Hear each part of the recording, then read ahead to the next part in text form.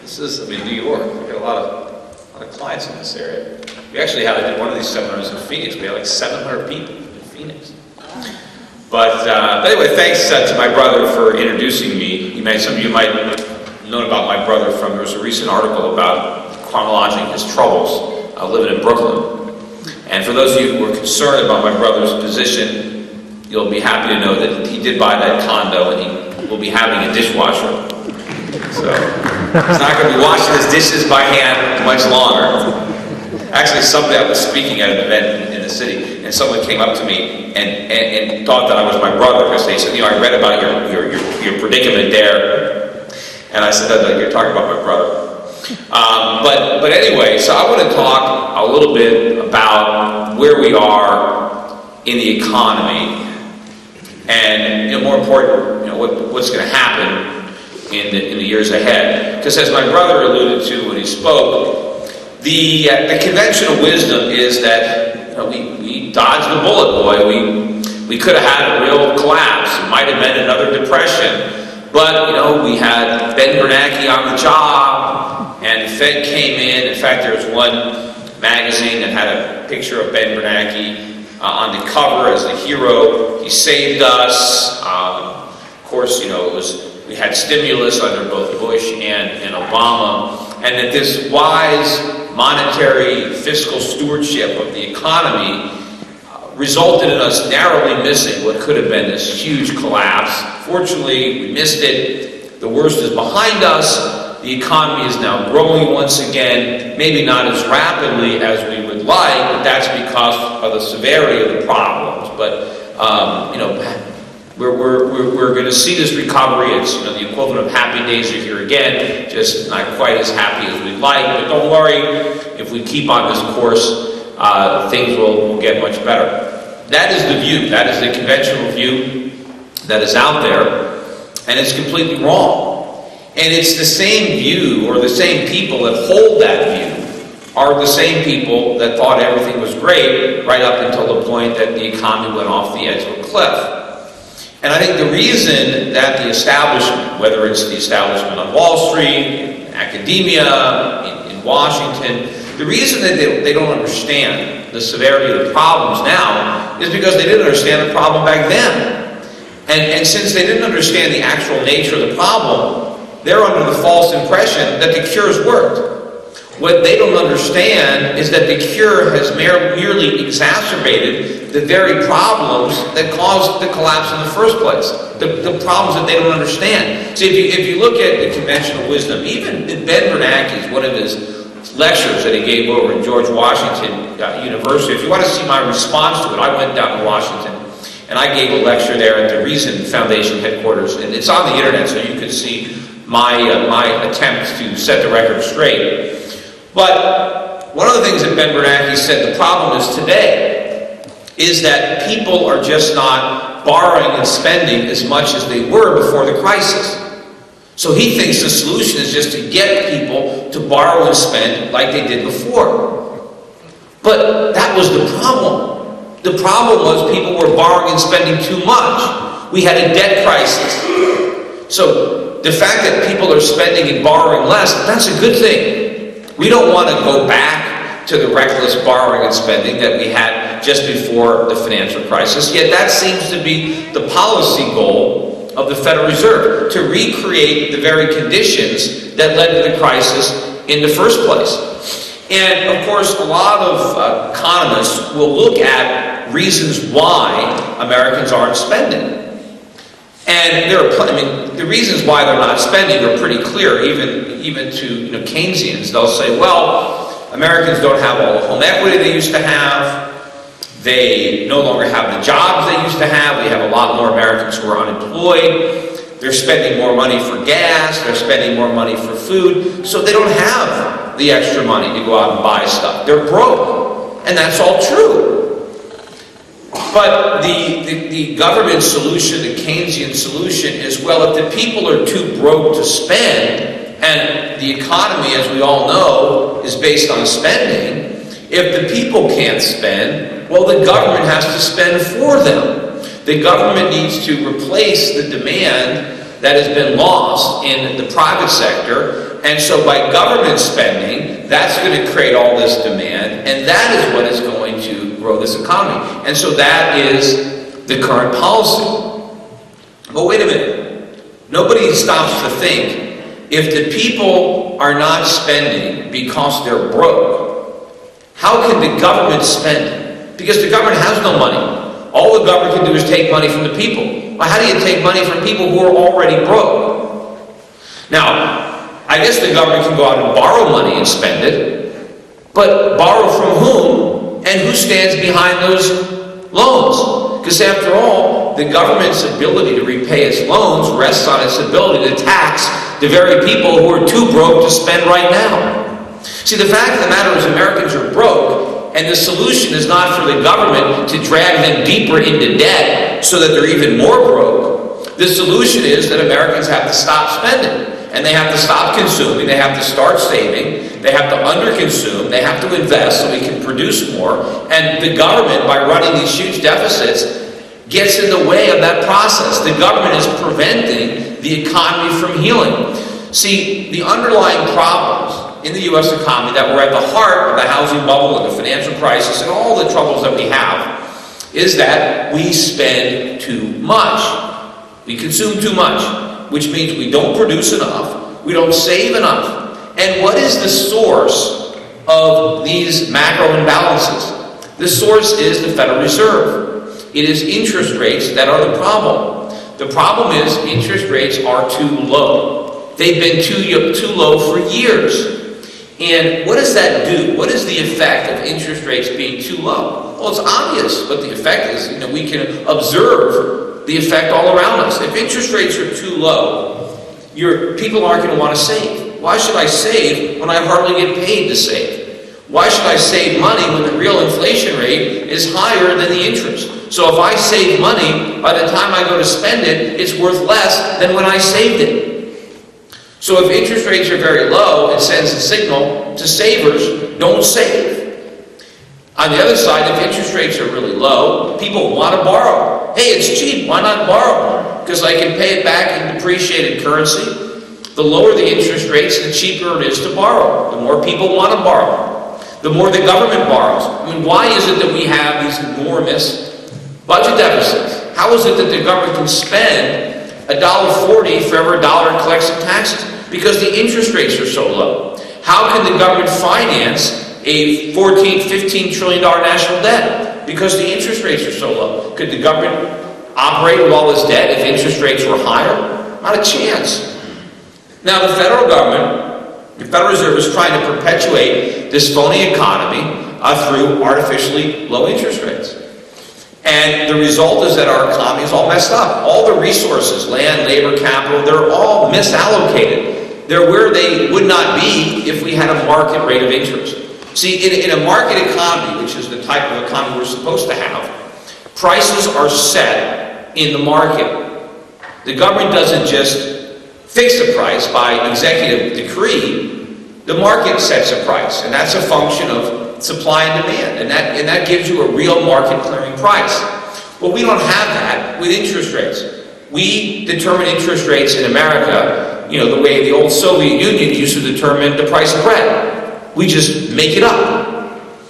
And of course, when you just set an interest rate, you create problems. And the government is constantly picking a rate that's too low, the Federal Reserve is, because they're trying to artificially stimulate an economy. If you have an economy that's based on spending borrowed money, you have to keep the cost of borrowing artificially low, otherwise the whole thing falls apart.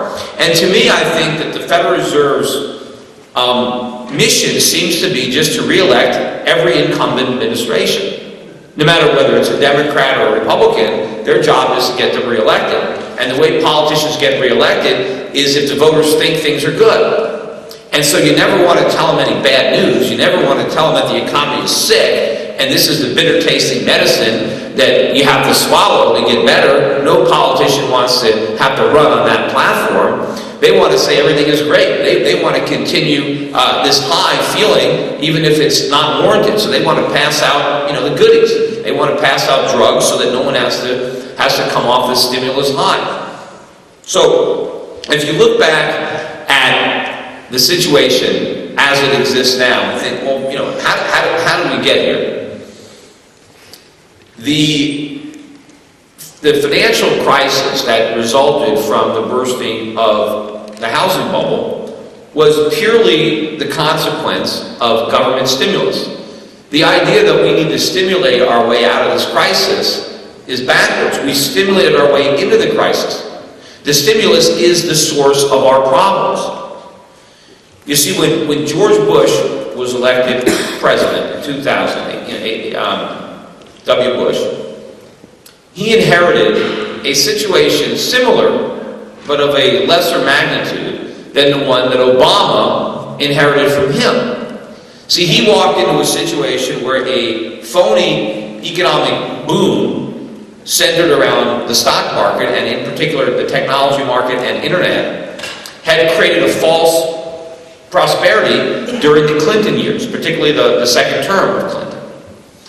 And when the cheap money high wore off, early in Bush's first term, we entered a recession. Now that should have been a much more severe recession than it was. And why did we need a severe recession in Bush's first term? Well, because we had a lot of problems that needed to be solved.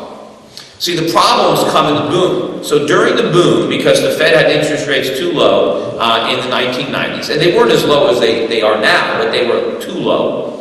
And the result was a lot of money went into the stock market that shouldn't have, and particularly these dot-coms. And so a lot of businesses were created that never should have been created. All kinds of crazy companies were going public with sky-high valuations, and they didn't make any money. They had no real prospects to make money. But they were sporting billion-dollar market caps. They rented office space. They hired people. They did all kinds of things. And when the bubble burst, that exposed the mistakes that were made, all these bad decisions. People were hired. Now they needed to be fired. Office space now was going to be subleased. I mean, investors lost money. And we were going to go through a recession as we rearranged everything to get it right. You see, the politicians, they love the boom because that's when everybody feels great, even though that's when you're doing all the stupid things. They don't like the bust, but the bust is the good part. The bust is where you correct the problems. It's like if you go out and you get drunk, maybe you do some stupid things while you're drunk. You don't even realize how stupid they are until the following morning. And then the alcohol wears off and you think, gee, how could I have done that? How could I have been so stupid? Yeah, people think, how could I have bought that internet stock? What was I thinking? Or how could I have bought that condo? Well, you're drunk on cheap money, you do stupid things.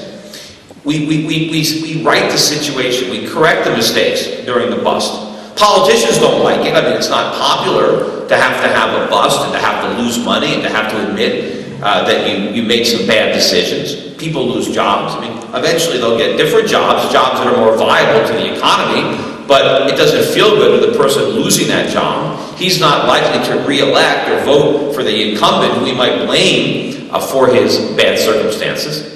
So what did George Bush do? Did George Bush basically level with the American public and say, look, we made a lot of mistakes under my predecessor, we're just going to have to deal with it? No, he said, we're going to stimulate, we're going to fight this recession with everything we got.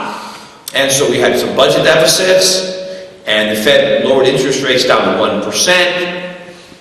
And the result was we didn't have the deep recession that we would have had the government stayed out of the way. Now, is the economy better off because we fought off that recession with stimulus? Not a chance. It's much worse off. Now, maybe in the short run, maybe it helped get George Bush a second term. That was worth all the cost just to have him in office another 4 years. But what was the consequence? What did we buy for this? Maybe we bought ourselves, 5-6 years of phony prosperity?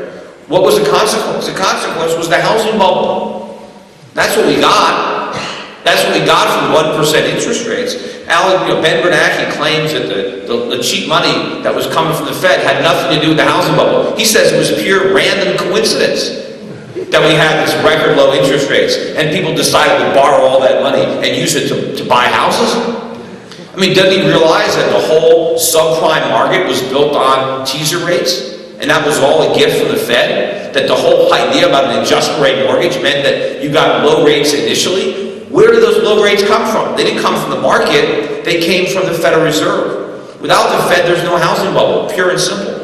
And without Fannie and Freddie, you needed Fannie and Freddie to guarantee these mortgages. After all, people aren't going to loan money to people who can't pay it back until the government guarantees the loan. So it was all the government, the moral hazard created by government, that created this housing bubble. Yeah, once it got going, towards the very end, Wall Street collateralized some of the stuff that even the government wouldn't guarantee. But by then, I mean, people were so intoxicated by cheap money, nobody can think straight on Wall Street or on Main Street. And in fact, to keep it going, Fannie and Freddie became the biggest buyers of subprime mortgages. Even though they couldn't originate them, they were buying them all up like they were going out of style. They were keeping the party going. That was the job. In fact, if you look at the Federal Reserve, people started to point out the housing bubble. I wasn't the only one. I mean, I was there. I was writing articles about it, urging the Fed to raise interest rates. The Fed didn't want to raise interest rates. I think they knew there was a housing bubble, but they also knew that the entire phony recovery depended on that housing bubble. So the Fed wanted to protect it. The Fed wanted to defuse the fears that were building that there was a housing bubble. So in 2004, the Federal Reserve Bank of New York, headed by Timothy Geithner, came out with a comprehensive study in which the Federal Reserve conclusively proved that there was no housing bubble, and that all the concerns about a housing bubble were misplaced because the Fed had a study to say that there was no housing bubble. Now, when that study first came out, I wrote an article and I said, what are they, blind? Or then I came to the conclusion that it's pure propaganda. I said the Fed must be so afraid of this housing bubble that they wrote this article to say that it wasn't there. Because what would the Fed had to have done in 2004 if they acknowledged the existence of a housing bubble? They would have had a cricket, which meant they would have had to raise interest rates much higher than they were. Fannie and Freddie would have had to, increase, tighten up on their lending standards, and that would have brought on the financial crisis or the collapse. It would have happened sooner. It would have happened in 2004 instead of 2008. Now, if it happened in 2004, again, right, maybe George Bush wouldn't have got reelected. But it would have been much better for the economy to have the bust in 2004 than 2008. Think about all the bad loans that took place between 2004 and 2008. Think about how many more subprime mortgages were taken out because the Fed gave the markets 4 more years to party on this cheap money. And it was all politics. And if you go back and you look at Ben Bernanke's television appearances, all the way up through 2007, every time he was asked a question about the housing bubble, he said, I reject your premise. There is no housing bubble. There's no evidence of a housing bubble. It's wrong. This was the Federal Reserve. This is our top guy. Even in 07, 08, saying that there was no housing bubble. In fact, Ben Bernanke said that it was not even possible for home prices to fall. It wasn't even, when he was asked questions about what would happen if real estate prices fell, he said, well, they can't fall. So it's a ridiculous question. Why should I even answer it? But even hypothetically, he said, well, even if real estate prices fall, it's not going to affect the economy. It's not going to affect employment. This is the Federal Reserve. This is Ben Bernanke saying this stuff. Now, of course, do you think he was just grossly incompetent or he was lying? See, I think it's more likely that he was lying. I think he's a smart guy. And he knew how big the housing bubble was, again, but he knew how important it was to keep the phony economy going. So he was trying to confuse the market. He was trying to placate the market, tell the market that there was nothing to worry about. Right? Keep on borrowing, keep on spending, re-elect George Bush, nothing to worry about. Everything is great. And the market believed it until it fell apart. Now, when the financial crisis hit, and the banks started to go out of business, and all the people that had financed these mortgages, and this is all the stuff that I wrote was going to happen in Crash Proof. And Barack Obama, of course, gets elected because he's pointing all the problems and blaming it on Bush, and Bush was culpable, no question about it. But I mean, the Fed was more to blame. But Obama is saying, look, this is because of capitalism. There wasn't enough government. There was too much free market capitalism, there was too much greed, on Wall Street. And even George Bush admitted, or he said, that Wall Street got drunk. And Obama somehow thought, well, yeah, they were drunk on capitalism. They weren't. They were drunk on cheap money. And what George Bush didn't understand, or didn't bother to figure it out, or ask himself the question, where did everybody on Wall Street get all this alcohol? How'd they get so drunk? And it wasn't just Wall Street that was drunk, the whole country was acting drunk. And the alcohol came from the Federal Reserve. And Greenspan was the bartender, and then Bernanke, that's what liquored everybody up. And that's why they acted so recklessly. It wasn't the free market. The free market wouldn't have given us a housing bubble. The free market would have prevented a housing bubble. All these loans couldn't have been originated in the free market. It was only because we had no free market. It was only because the government was artificially redirecting loans to places they never would have been made. Based on artificially low rates and government subsidies, the government funneled all this money into the housing market. That's what happened. And then it blew up. But what is Obama's solution? Did President Obama learn anything from the mistakes of George Bush? No. Did Ben Bernanke learn anything from the mistakes of Alan Greenspan? No. Because they're repeating every one. The only difference is they're making the same mistakes on a grander scale. Bush decided to run Keynesian-style deficits to try to artificially stimulate the economy. We're doing the same thing under Obama, except the deficits are 5 times as big. Instead of $300 billion, it's $1.5 trillion. Ben Bernanke, did he learn a lesson and say, gee, Alan Greenspan kept interest rates too low for too long? No. Ben Bernanke's solution was, I'm going to keep rates even lower for even longer. And now, you got to think, okay, the result of the monetary and fiscal stimulus under Bush and Greenspan was the housing bubble and the financial crisis, and we barely averted the biggest economic collapse since the Great Depression because of what that monetary and fiscal policy produced. When that stimulus wore off, that's how bad the hangover was. Now, instead of dealing with the problems, we decided to have more of that stimulus, only on a bigger scale. So think about this. It was so bad in 2008, based on 1% interest rates for a couple of years, or the Fed raising rates very slowly, because when the Fed started to raise rates, they did it too slowly. It was a quarter point every couple of months. So they brought them down to 1%, they raised them too slow, and we had $300 billion deficits. And we just narrowly avoided the Great Depression. Well, what is awaiting our future? Based on this, what is it going to look like when this stimulus wears off? What is the next crisis that our leaders are in the process of creating, and how bad is it going to be? Because we didn't avoid a repeat of the Great Depression. Right? We just postponed it and assured it. And in fact, it's not even going to be a repeat of the Great Depression. Because in hindsight, the Great Depression isn't going to look so great next to what we're going to go through. In fact, it might look closer to the Roaring '20s than the Great Depression. That's how bad it's going to be, because we refused to deal with this problem. We continuously kick that can down the road, but the problem is when you're out of road, the can is now enormous.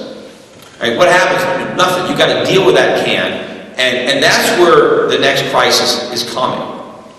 And I even wrote about this in Crash Proof, because when I wrote Crash Proof, I forecast that the government would repeat these mistakes and try to artificially revive the economy after the housing bubble burst, much the way that it's done. And it was the crash that followed that crash that I was worried about in Crash Proof. It wasn't the first one.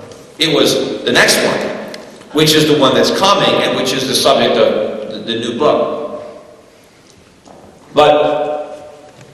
So what is this crash going to look like? Well, the first bubble we had in these series of bubbles, we had a stock market bubble.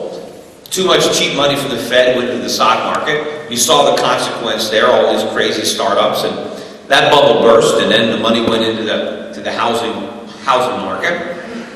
And the Fed tries to claim that, well, we didn't cause the housing bubble because the housing bubble started, housing prices started to go up in 1996. Right? right? So how could we have caused it in 2000? No. The reason that housing prices were going up back then was money was too cheap back then as well. And in fact, a lot of the money that was being made in the stock market bubble was used to buy real estate. So the real estate bubble really started before the stock market bubble burst. But the Fed created both the stock market bubble and the housing bubble because they were both a consequence of cheap money. It's just that the stock market bubble got bigger faster and flamed out first.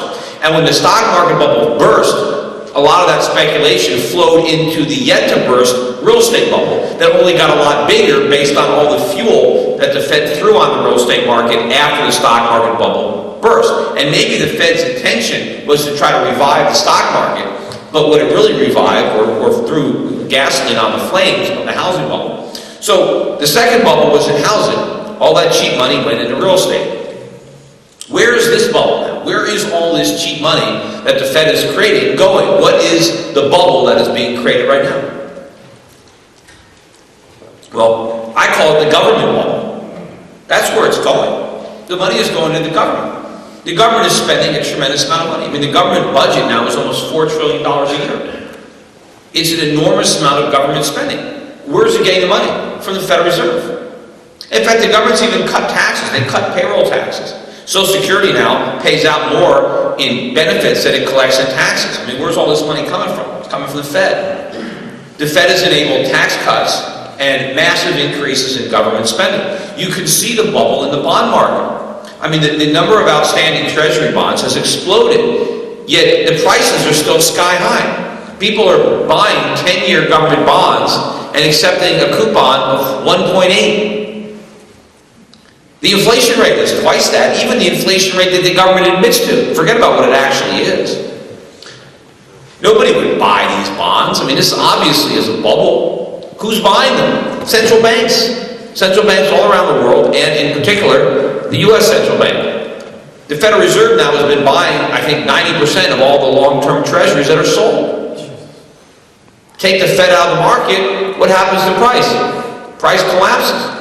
So this is a bubble of government spending based on debt that is only sustainable as long as interest rates stay low. Now the question is, can interest rates stay low indefinitely?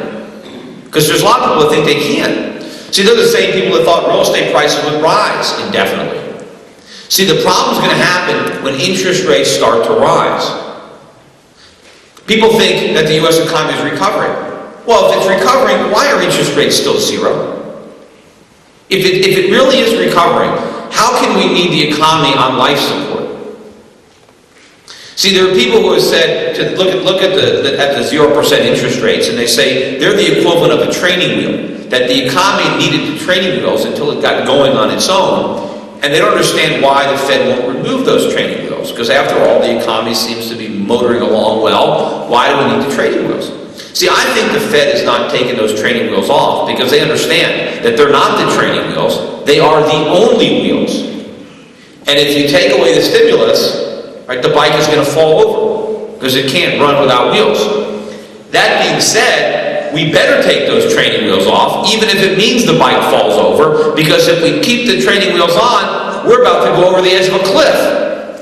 And if we ride this bike over that cliff, we're not going to survive. If we just take off the wheels and have an accident, we probably will survive. We might get a little, black and blue from the fall, but we're not going to die like we will if we go over the cliff, at least economically speaking. But the Fed doesn't care about that. It's just like it was during the housing bubble. The Fed didn't care that there was a housing bubble. It deliberately covered up the fact that there was a housing bubble because it didn't want to have to deal with the consequences of pricking it. The government knows this is a phony recovery. The Fed, rather, knows this is a phony recovery, but it doesn't care. Because the people voting to re-elect Obama, they're not going to care because they don't know the difference. They don't want, so the Fed wants to make sure everybody is under the false impression that things are getting better. And I said, well, why is Ben Bernanke so partisan? Why does he want to help Obama? He doesn't want to help Obama per se. He just wants to help whoever the incumbent is. Because that's what they perceive the Fed's job to be, to help the incumbents get reelected from either party. Because you know what? If Mitt Romney wins, now he's the incumbent. And now Ben Bernanke can say, I'm going to help you get reelected just as much as I helped your predecessor, so reappoint me, right? They always want to prove to their next boss that they're going to be just as loyal as they were to their past boss. So it's all about postponing the pain. No one cares about actually solving the problems, or if in postponing the pain, we make the pain worse because we exacerbate the problems. So what's going to happen when interest rates rise? And why is the Fed so afraid to raise them? Well, just look at Greece. Look at Europe. Why is there a sovereign debt crisis in Europe? Because interest rates went up. If European interest rates were still at record lows, we wouldn't be talking about any of the problems in Europe. The only reason that European nations got in trouble was because interest rates rose. Now, why did they rise? Well, they rose because the people who had been lending the money at low rates of interest had a second thought. And they began to be worried. Maybe somebody that was buying Greek bonds, all of a sudden they thought, can the Greeks actually pay this money back? You know, I don't think they can. Now they didn't want to buy the bonds anymore. And then all of a sudden interest rates go up. And as interest rates go up, the government can't afford to pay the interest, and now it really starts to implode because it exposes the fundamental problem. See, when rates are still low and nobody is caring about anything, okay, they can keep on borrowing. I mean, Greece is no more in debt now really than it was a few years ago. The problem is they can't afford the interest payments now. They had just as much debt. Greece was just as broke a few years ago. The difference is back then no one cared how broke they were. Now they care. And it affects their ability to borrow. So you have all these sovereign debt crises. Well, what about America? We are no more capable of paying our debts than most of the countries in Europe are. We have an enormous debt. Our debt is greater than our GDP. And that's if you just take the tip of the iceberg. That's just the bonds that have been sold. What about all the off-budget things that are not even included? Things like Fannie and Freddie. That's $6 trillion, $7 trillion worth of debt the government has guaranteed. Well, we're on the hook for that, just that way we're on the hook for the treasury bonds. That's still debt. What about student loans then? We heard about we have over $1 trillion in student loan debt. You think the students are good for that money? I don't think so. You think a guy with a $100,000 degree in sociology, think he's going to pay back that $100,000? No. Where's the money going to come from? Government's going to have to pay. Same thing. You know, what about Social Security? What about Medicare? Now I'm reading that the unfunded liabilities there are over $60 trillion. Where's that money coming from? We are dead broke. But right now, we can borrow money at zero. How much longer can we do that? And the people, the same politicians that told us that the subprime crisis was contained, right? That the mortgage crisis was contained to subprime. Right? They're the same people that are saying that the sovereign debt crisis is contained to Europe. It's not contained any more now than it was then. And if you remember back then, when the experts were trying to say that we shouldn't worry, experts like Ben Bernanke, who said that we shouldn't worry about the mortgage problem, that it wasn't going to spread, it was contained to subprime. Right? What I was saying at the time was, no, they're wrong. They don't understand the problem. It's not about containment or about spreading. The whole market was already sick, was already infected with the disease. It's just that subprime was the weaker link, and so the symptoms showed up there first. I just said, wait, you'll see how sick the whole mortgage market is. And eventually it happened. Well, that's the same thing now.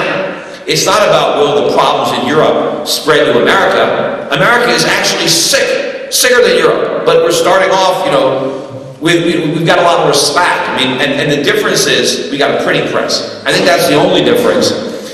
People look at Greece or Portugal or Spain, and they realize that based on the treaty they have with the euro, the government just can't print money and buy bonds.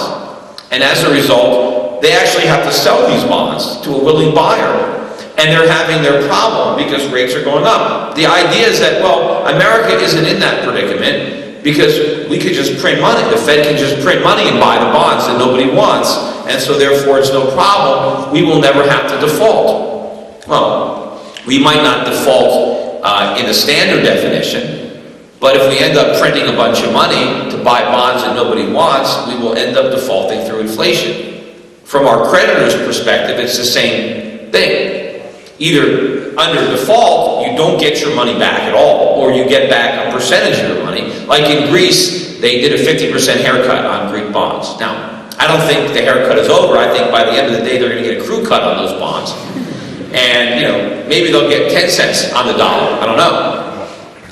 But in America, the idea is that we're never going to have to restructure the way Greece did. We'll just print.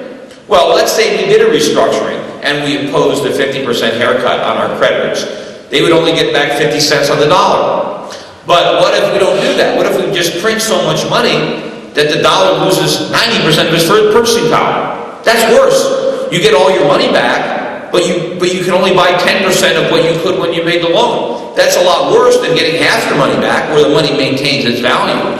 So defaulting through inflation and defaulting through defaulting is basically the same impact on the lender, but it's a much worse impact on society in general. It is far worse for a nation, for its own people, to default through inflation than through a restructuring, a legitimate restructuring.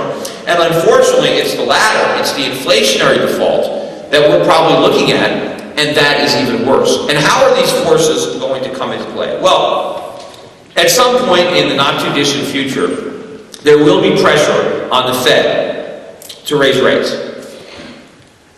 Right now, they're not doing it, and they're hiding behind the idea that there's no inflation, which is laughable. Oil prices, gas prices are at record highs. Despite the fact that gasoline demand in America is like a 12-year low. Why is demand for gasoline plunging? Because so many people are unemployed, they don't need to drive. So we're not using a lot of gas. Meanwhile, gas production is the highest it's been. Yet prices are rising anyway. How can that be? Inflation is the only explanation. We're printing money faster than we're discovering oil. And we're printing it faster than we're discontinuing the use of it because the economy is so weak. So inflation is driving up the price of oil. Inflation is driving up the price of food. Yet the Federal Reserve claims there's no inflation. And in fact, it's interesting because politically, when people want to talk about Obama, they want to try to blame him for the high gas price, they always want to blame it on his energy policy. It's got nothing to do with his energy policy. It's his fiscal policy. It's the Fed's monetary policy that are driving energy prices. What does Obama want to do? He wants to investigate speculators. He wants to waste even more of our money to see if we can figure out which speculator is causing the price of oil to go up. You don't have to spend any money. It's the Federal Reserve. That's the speculator. That's what's doing it. So if you're worried about inflation, stop the Fed from printing money. But the only way to do that is to stop spending it. And Obama doesn't want to stop spending it. That's his economic plan. He wants to spend money. The consequence is inflation. So at some point, the public, the investing public, is going to force the Fed to have to raise rates to slow the inflation. They will not buy the propaganda. In fact, I just read an article last week that said that the government is about to fix the CPI again. And by fix, I mean, you fudge the numbers. The government is claiming, and I can say it with a straight face, the government is claiming that the CPI is overstating inflation, that it's actually even lower than they're telling us. Now, of course, that's exactly what they did in the 1990s that led to the last major revision of the CPI, which, as far as I'm concerned, rendered it completely worthless as an actual measure of the effects of inflation. But now they're saying they want to tinker with it again so they can get the number down even lower. Now, will the market buy it again as the Fed just goes in there and makes sure that nothing can possibly go up that's ever included in the CPI? That the only thing that's in there is stuff that went down, and if it didn't go down, they'll pretend it went down? I don't know, but at some point, the market is going to push pressure on the Fed. And the Fed, if it doesn't raise rates, will lose any credibility that it has left. And then there'll be a run on the dollar. What would happen if the Fed raised rates? Right? What if the Fed actually raised rates to fight inflation? What would happen? Well, three things are going to happen. All of them are horrific, which is why the Fed doesn't want to raise rates. One is the U.S. government. I mentioned it earlier, but the U.S. government will basically be forced to default, just like Greece, if rates go up. If the Fed were to let rates go up to where they need to be, there is no way that we can make the interest payments on the national debt. Forget about actually pay the debt off. I mean, if you think about it this way, in the next year, of our $15 trillion in funded debt, in the next year, about a third of it matures. That means we actually owe about, what, $5-6 trillion that we're supposed to repay in the next year. How can we possibly pay that money back? I mean, the government only collects a little over $2 trillion a year in taxes. So we're obligated to repay triple what we collect in tax revenues. How are we going to do that? Well, of course, nobody actually thinks we're going to have to pay it off. Why? The plan is to borrow all that money and then use the money we borrowed to pay off the maturing bonds. Oh, okay, that's our plan. You know who had a plan just like that one? Bernie Madoff. And he's in jail now for 150 years because that was his plan too. And it worked for a while, just like our plan is working, until one day Bernie couldn't borrow enough money to pay off what he owed. Well, the same thing is going to happen to America. At some point, the people lending us this money aren't going to want to lend it anymore. I hear economists say that we can borrow forever. We never have to pay the money back. Try to think of that from the perspective of our creditors. So we can borrow forever. That means our creditors are going to lend us money forever without ever getting their money back. Why would they want to do that? I mean, what's in it for them? I mean, think about it from the position of a lender. When you're making a loan, what is the single most important part of that whole process? Getting paid back. Right? Because if you don't get paid back, what good was the loan? Right? So, of course, we have to pay them back. What we can't, and if they want their money back, the only way we can entice them is by offering them higher and higher rates. The problem is, where's that money going to come from? Right now, we're spending about $300 billion a year on interest on national debt, despite the fact that interest rates are at zero. We're actually spending half as much on interest today as we did 10 years ago when the debt was half the size. What would happen if interest rates went to 5%, the average cost? And, the maturity is very short. Well, it would probably cost the U.S. government $1 trillion a year in interest payments instead of $300 billion. All right, where's it going to get the extra $700 billion? Where's that coming from? Well, they obviously can't borrow it because then if they had to borrow that extra $700, that would jack rates up even more. So what, are they going to slash spending on Social Security and defense? Are they going to massively increase taxes on the poor and the middle class? Because that's the only way to get the money. They're not going to get it by taxing the rich. They're going to have to tax the middle class and the poor. It's impossible. What if interest rates went to 10%? Now interest on the national debt consumes 100% of our tax revenue. That means all we can do is pay interest on the debt. We don't have money for anything else but interest on the national debt. And that's at 10%. Remember, interest rates went up to 20% under Paul Volcker. I mean, don't even try to do the math at 20%. So if debt goes up, if debt service payments go up, this whole thing implodes. The federal government's finances implode. Just like Bernie Madoff. In fact, we admitted that we're running a giant Ponzi scheme. If you remember, during the debt crisis negotiations, what did the President of the United States, what did the Secretary of the Treasury, head of the Federal Reserve, what did everybody say was going to happen if we didn't raise the debt ceiling? Everybody said we'd default. We'd default if we didn't raise the debt ceiling. What's that telling you? That's saying that our ability or willingness to pay our existing creditors is dependent on our ability to borrow more money from those same creditors.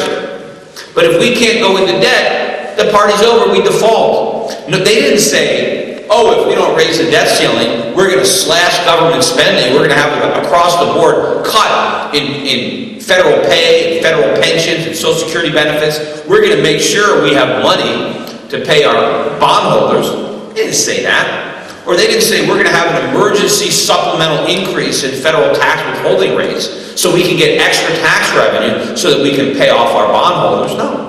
We told the bondholders, hey, you're low man on the totem pole. If we can't borrow any more money, you're out of luck. That's what we told them. That's not a good idea. If you're running a Ponzi scheme, you want to keep it quiet. You don't want to let the people know that it's a Ponzi scheme. But now they know. They didn't know before. They know now. Because that was a lending ceiling, or a debt ceiling. What happens when we hit the lending ceiling? See, the lending ceiling is when the lenders don't want to loan us any more money.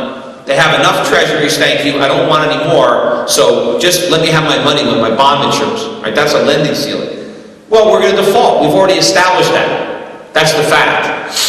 So, from that perspective, foreigners, they're not going to want to keep lending us money when they know that eventually we're going to default. So, the Federal Reserve knows if they raise interest rates, they bring on a financial crisis, a sovereign debt crisis for the federal government.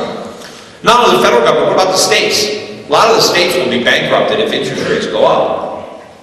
So government finances will implode. So they have to keep interest rates low. In fact, we are so addicted now to cheap money. The government debt is so low that all they can afford is zero. I don't even think the U.S. government can handle 1% Fed funds rate. That's how addicted we are to this cheap money, that if you even take away a little teeny bit of it, we're going to have convulsions. So the Fed has got to keep rates at zero. Now what about the banks? Remember all these banks that we bailed out with TARP? What would happen to them if the Fed had to bring interest rates up to 5 or 6%? I would say that every major bank that we bailed out would fail again, only bigger.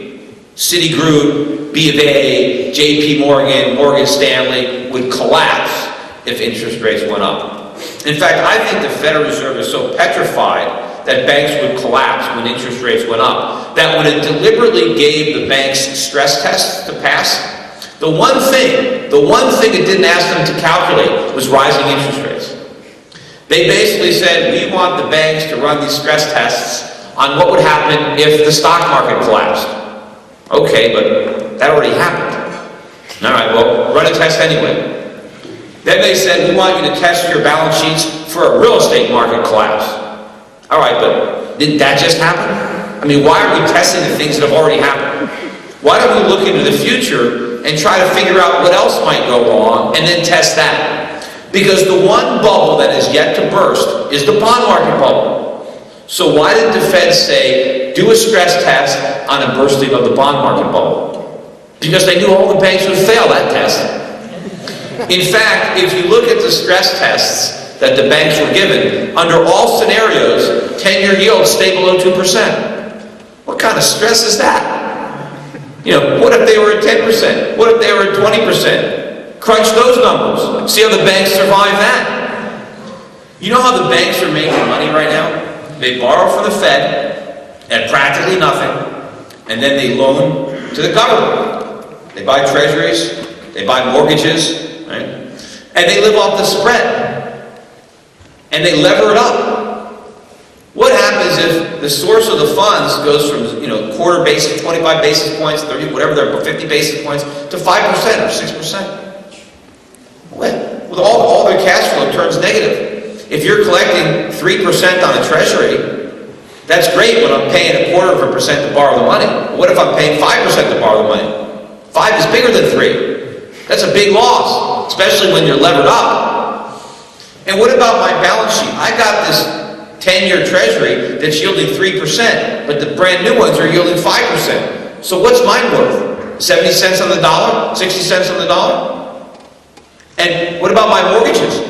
Which brings me to the third leg of the stool that higher interest rates would knock out, and that's the housing market. Think about the housing market.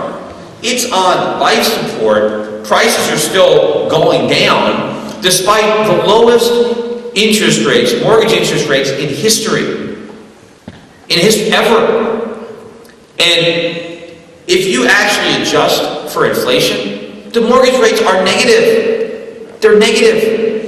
And a lot of people are still buying mortgages now. Something like a third of all the mortgages are FHA, which used to be very small. Now it's like a third of them. These are 3.5% down. In fact, the entire subprime market didn't go away. It's just in the FHA. They decided that was a great market. They wanted to corner it. Since everybody else went broke, they figured they would do it. And so, they've cornered that market in loaning money to people who can't pay you back with no collateral. And so we own that market as taxpayers. But imagine what would happen to the housing market if interest rates went up to 5%, which is still not high. Mortgage rates would probably be 6, 7%. Well, that's double where they are now. Triple for some people. I mean, if you're taking out a 5-year ARM right now, You can get a mortgage rate in the 2s. So what would happen to the real estate market if you drastically increased the cost of making your mortgage payments? Real estate prices would drop like a stone, even from where they are right now. And so that would collapse the banks. What about, all the big banks, like Bank of America, they are still valuing all their home equity loans at par, even though the underlying properties are underwater on the first mortgage, and they're holding the second mortgage, where in an economic downturn, they don't have a prayer of collecting zero, but they're still pretending it's worth par. So you have all these second mortgages and home equity loans that would collapse. I mean, the banks would all fail. And you got to think about this. The last time when the banks failed, the government bailed them out or prevented them from failing.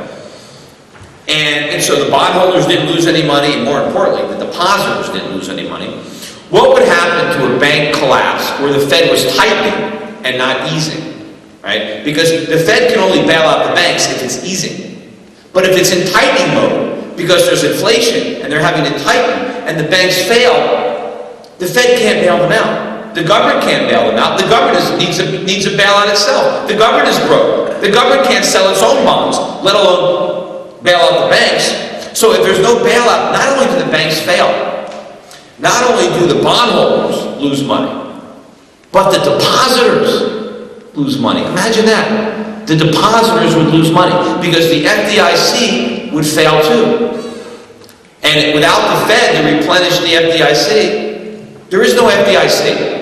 If Bank of America failed, there's not enough money in the FDIC right now to pay off the depositors, not even close, and that's just one bank. So the Fed knows if it brings interest rates up, it's economic Armageddon, right? And that's why it can't raise them, because it doesn't want to deal with that problem. So it is going to print money and buy bonds and deny that there's inflation as long as it possibly can. Just like it did the same thing with the housing market. It kept printing money and buying up mortgages and denied there was a housing bubble right up until after it burst. And even then, they still were denying it. It took a while before they finally admitted that it was there. But then, of course, they absolved themselves of any responsibility and said nobody could have possibly predicted it. It was, a 100-year flood. And if it was anybody's fault, it was because we had too much capitalism and not enough regulation. But they're going to try to avoid this. But they can't avoid it forever. Because what happens? As the evidence mounts of more inflation, and the Fed does nothing but deny there's inflation, the Fed loses remaining credibility, which means there's even less demand for our treasuries. Now, the Fed then has to pick up the quantitative easing. Of course, that's the new name now. Quantitative easing is a new name for printing money. And the Fed just likes that because it sounds better, right? If the Fed just says, look, we're printing money, we're monetizing debt, that doesn't sound too good, right? If they say we're doing quantitative easing, quantitative, that sounds good. Everybody likes things to be easy, right? It's better than hard. So if it's quantitatively easy, it must really be good for us. So they're doing the quantitative easing, but they got to do more of it. Well, here's the problem. The problem is, the more money the Fed prints to buy these bonds, the more inflation it creates in the process, and the less the bonds they're buying are worth. And not only the bonds they're buying, but the bonds everybody else is stupid enough to be holding on to. So now as the Fed prints money to buy bonds, that means they have to print even more money to buy more bonds when people figure out what they're doing. But it's not just treasuries, it's all bonds. Let's say I own a corporate bond, and it's paying 5%. But I see the Fed is creating all this inflation, and I think the real rate of inflation is 15%, even though the CPI says it's 2%. My eyes tell me it's 15%. Am I going to want to hold on to this corporate bond that's yielding 5%? No, I'm going to sell it. Everyone's going to want to sell that corporate bonds. Now, the Fed can't just let corporate interest rates skyrocket. So what's it going to do? Now they have to start buying up corporate bonds. They have to start adding corporate bonds to their balance sheet. What about the municipalities? Is the state of New York going to be able to sell muni bonds at 4 or 5% if inflation's at 15%? No. So how is the Federal Reserve going to stop the municipal bonds from rising? Because if municipal rates went up to 10 or 15%, New York would default. So would California. So would a lot of big states. The Fed's not going to let that happen. So the Fed's got to buy up the muni bonds. But again, all along the process, the Fed starts buying up everything, which means the money supply is skyrocketing in order for the Fed to buy up all the bonds that nobody wants because the Fed refuses to let interest rates go up. See, the only thing that would cause me to want to buy a bond is if they gave me a high enough interest to compensate for all the inflation rates. But if the Fed is not letting rates go up, then I don't want the bond because I'm not getting paid to offset the risk of holding it. And then the whole thing is going to unravel and we're going to have hyperinflation. And the only way the government can stop it is to dramatically let rates go up. But of course, the longer they wait to do it, the worse it is. Because the more debts we accumulate, the higher the rates have to go. It's like the more stimulus that the Fed injects into the economy, the worse the hangover is when they stop the process. But if they're so afraid of taking the stimulus away, then we die of an overdose of the stuff, and that's hyperinflation. And that is the worst case scenario. But under hyperinflation, the dollar is worthless. We're talking about Zimbabwe, Weimar Republic, Germany, Argentina, and that is a complete unmitigated disaster, which will have enormous political consequences on our individual liberty, on our rights as Americans. I mean, look at all the liberties we're losing now when things are relatively good. Imagine what will be left of the Constitution when things are as bad as they're about to get, if we have hyperinflation or even narrowly avoid it based on rates that go up much later than they should have. But there is not going to be any easy way out of this. And people I hear all the time, well, gee, if it's going to be this bad,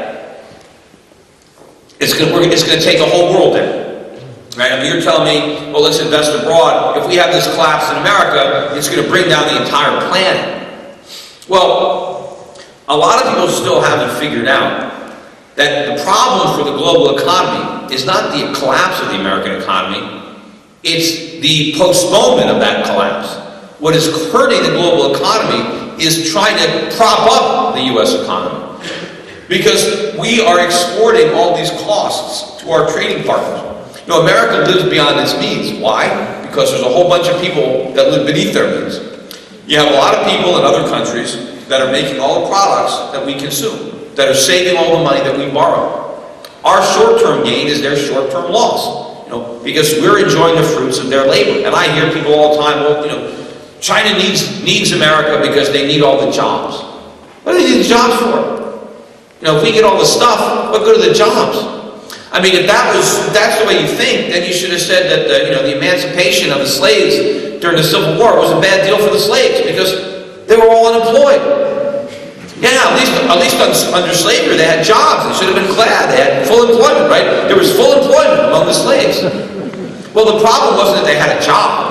The problem was that they didn't get the fruits of their labor. The fruits of their labor belonged to the master, right? Jobs are not an end; they are a means. The reason we want a job is not because we want to work. It's because we want the stuff that we can buy for the money we earn because we work. In China, have all these people working, but we're getting the benefit of what they produce. The Chinese are sitting on over $3 trillion in foreign exchange, over $2 trillion of which is U.S. treasuries.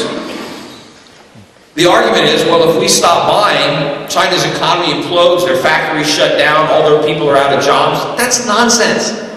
Economists made that exact analysis in America during the Second World War. Or as the Second World War was ending, America's Keynesian economists were afraid that if the war ended, we would go into a depression. Why? Well, we had 10 million soldiers who were about to be unemployed. We had all these factories that were making bombs and stuff for the war, and if the war ended, what would all these factories do? And what about all the workers who are making these bombs? They're all going to be unemployed. And the economists were actually worried about this. Now, of course, or fortunately, we didn't take any of their advice, and we ended the war, and lo and behold, instead of a depression, we had a boom. The post-war boom. In fact, there are people who think that it was the Second World War that ended the Depression. They're wrong. The Depression did not end until after the war ended. And of course, the reason we had a depression was because of government. And I don't know if I have enough time to get into that here, but it was all the bad policies of Hoover and Roosevelt that created it. But we didn't ultimately get out of the depression until after the war. And why?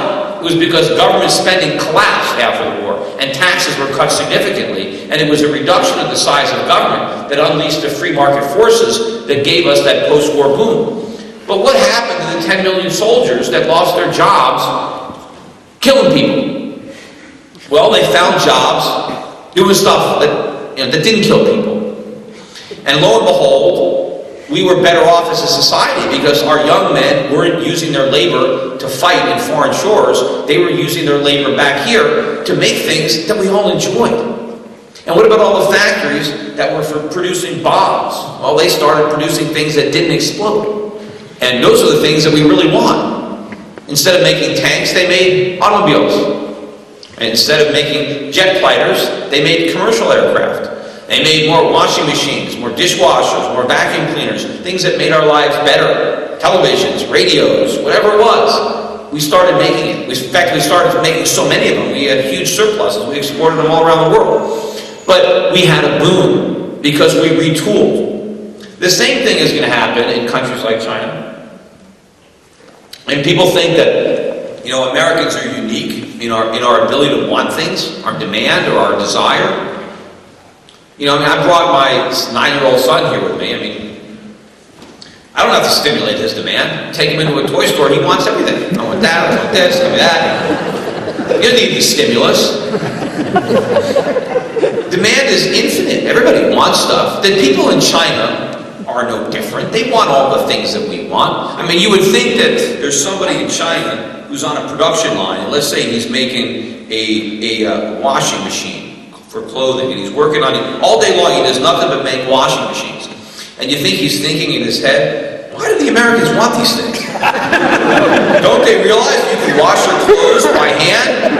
And don't they have any streams down in America? And what do they want these dryers for? Don't they know about clothing pins? Of course they want these things. They just can't afford it because the government is suppressing the value of the RMB, so it keeps the purchasing power of their wages down. So instead of enjoying the fruits of their labor, they export the fruits of our labor to America. We get the washing machines without having to make them. They get stuck making them, and they don't buy them. If the Chinese allowed their currency to rise, prices in China would collapse for everything, and the Chinese would just start buying all the things that they're now exporting to us. See, people say China has an export economy. No, they don't. It's a manufacturing economy. They don't have to export what they manufacture. They can consume what they manufacture. And if they did, they would be better off. And what that is deflation. That's what China needs, is a nice healthy dose of deflation. But instead, they create massive inflation to prop up our economy. And you know what, I'm going to say a couple words on this, and then I'll open up to questions. But the economists keep telling us too, we got to fight, we can't have deflation. We have to keep printing all this money, because if we have deflation, then it's all over for us. It's like probably the next worst thing to get hit by a gigantic meteor is that we have deflation. And, what is deflation? Well, deflation, at least the way the government looks at it, is when the cost of all the things that we want to buy goes down. So like if we can buy things cheaper, then that's a bad thing, right? If energy gets less expensive, if education costs went down, if healthcare costs went down, all that stuff is bad, apparently. And the government has to make sure that doesn't happen by creating just enough inflation to prevent it. In fact, they're so scared of deflation that the Fed deliberately creates more inflation just so we don't have the danger of that happening. Because if you remember, when the Federal Reserve was first created, they adopted the mantra of price stability. They told us that we want the Fed to have price stability because, of course, before the Fed, in the 100 or so years before the Fed, we had deflation. Right? Prices were a lot lower in 1900 than they were in 1800. Right? Just like, our grandparents would tell us, when I was your age, this used to cost a quarter. Now, they always tell you about how cheap things were when they were young. Well, our great-great-grandparents, when they had those conversations with their grandparents, it was the other way. Hell, when I was your age, this cost twice as much. Prices went down during the 19th century. But the Federal Reserve said, that's no good. We want price stability. We want prices to stay the same, as if somehow that's better than prices going down. See, now the new Fed, they don't even want price stability. Price stability is bad now.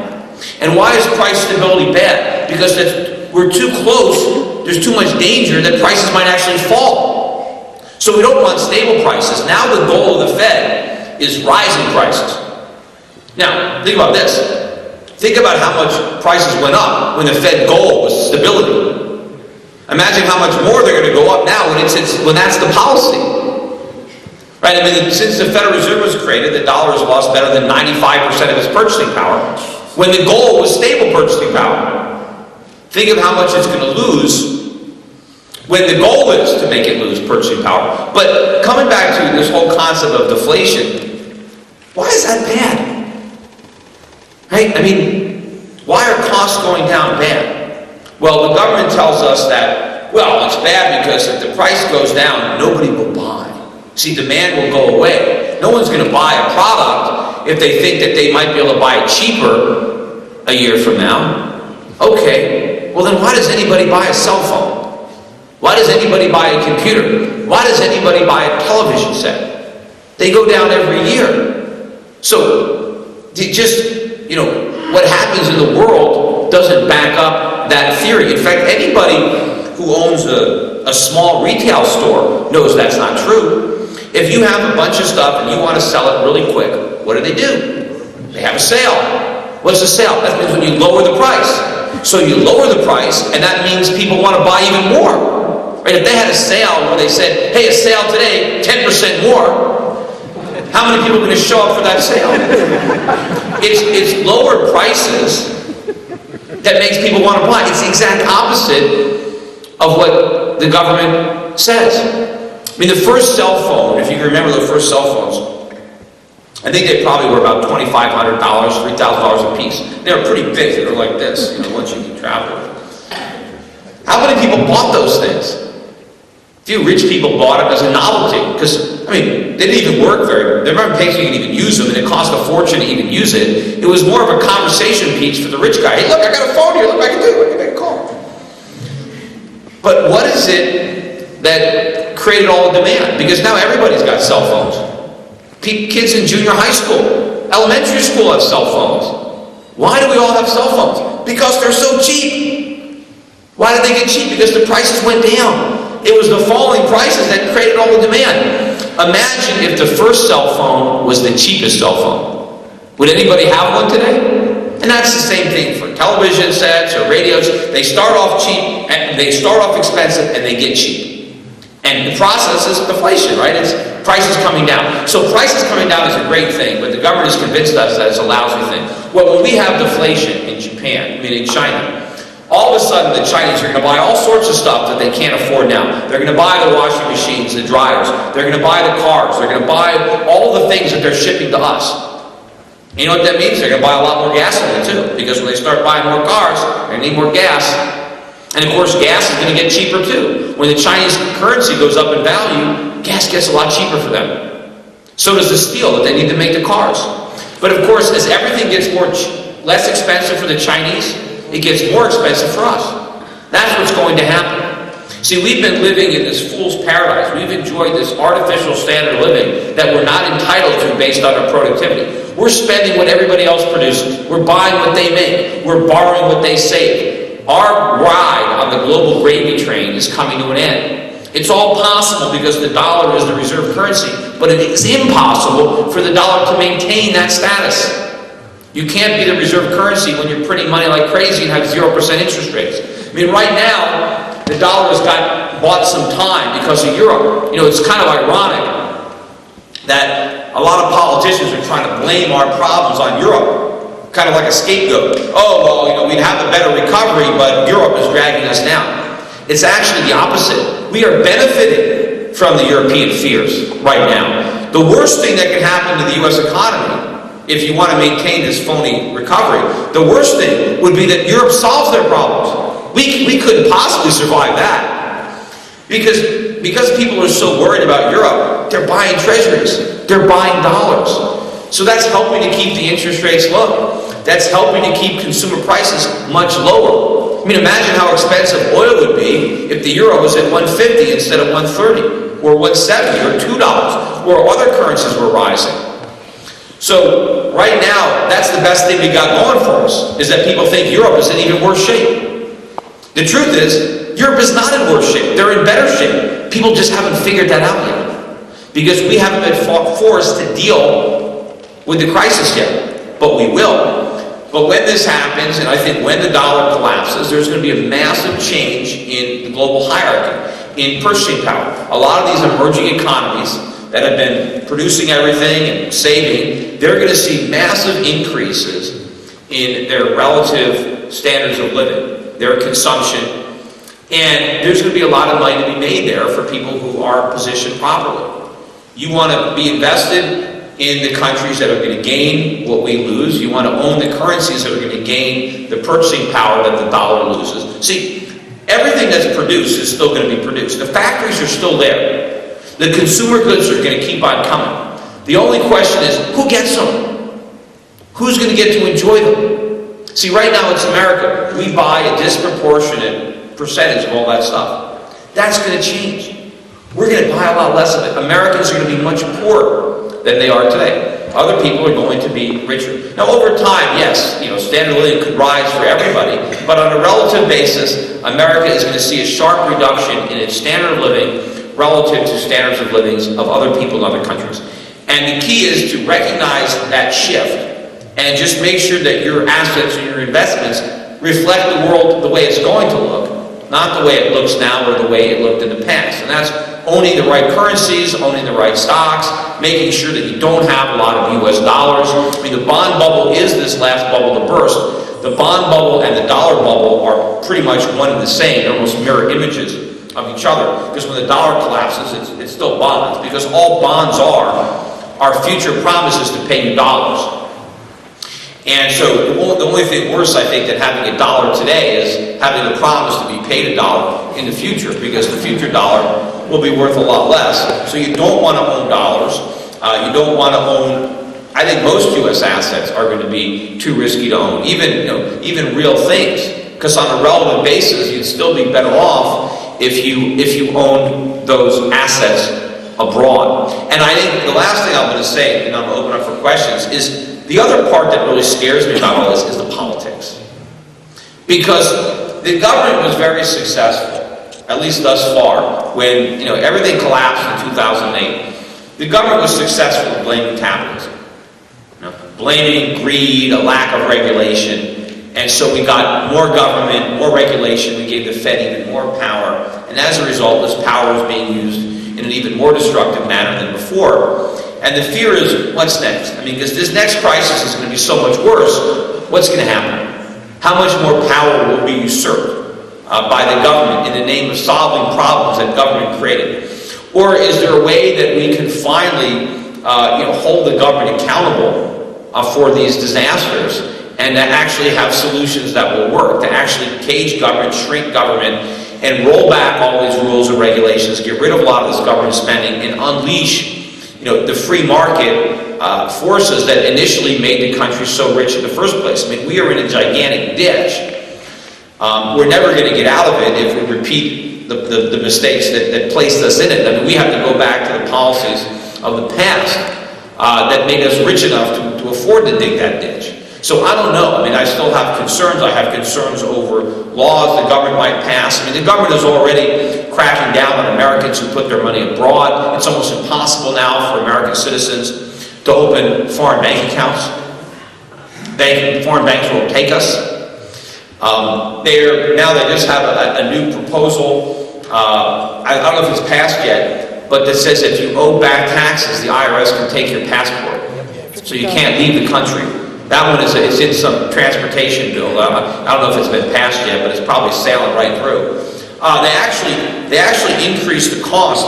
They already have big exit taxes. If you want to leave America now and you have some financial assets, you've got to pay a huge tax to give up your citizenship, because you basically have to assume you liquidate all your taxes, and you have to pay ordinary income taxes on all the gains, even if you haven't realized it. So it's a horrific penalty. But it used to be, if you were just young and poor, it didn't cost you anything to give up your citizenship. You could just renounce it if you wanted to.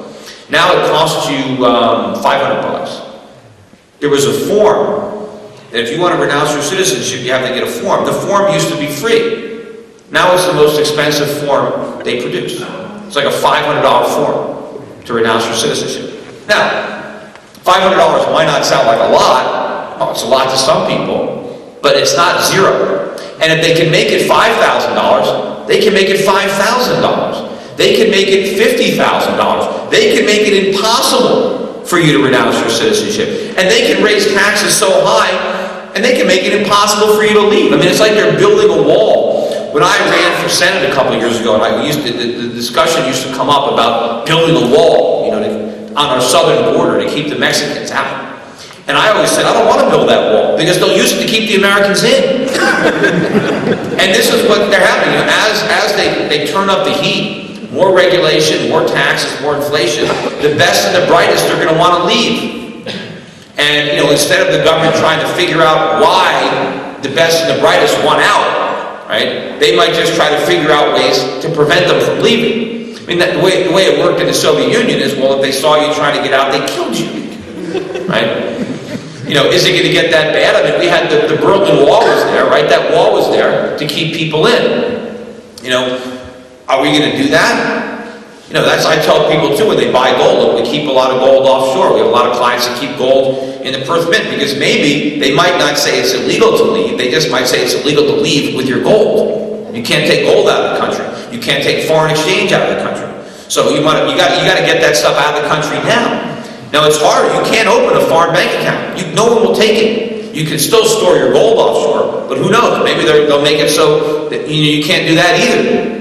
You know, it's just kind of incremental. You know, it's just one step at a time. But it seems to me that the government is preparing to try to keep people in, and I think they're going to try to keep capital in, which is another reason why you want to make these investments fast. You want to get your dollars converted into other currencies and other assets while you can still do it before they impose huge transaction tax. The government can put a big tax. If you want to buy Swiss francs, you want to buy Canadian dollars, they can put a 20% tax. They can put a 50% tax. They can put a 100% tax. They can make it illegal. They can do whatever they want. And as things get worse, there's going to be more political pressure to do those things. But anyway, let me just open it up to your questions, because I think I've already been talking for over an hour. But how long have I been talking? Hour 15. Yeah, that's about it. Okay.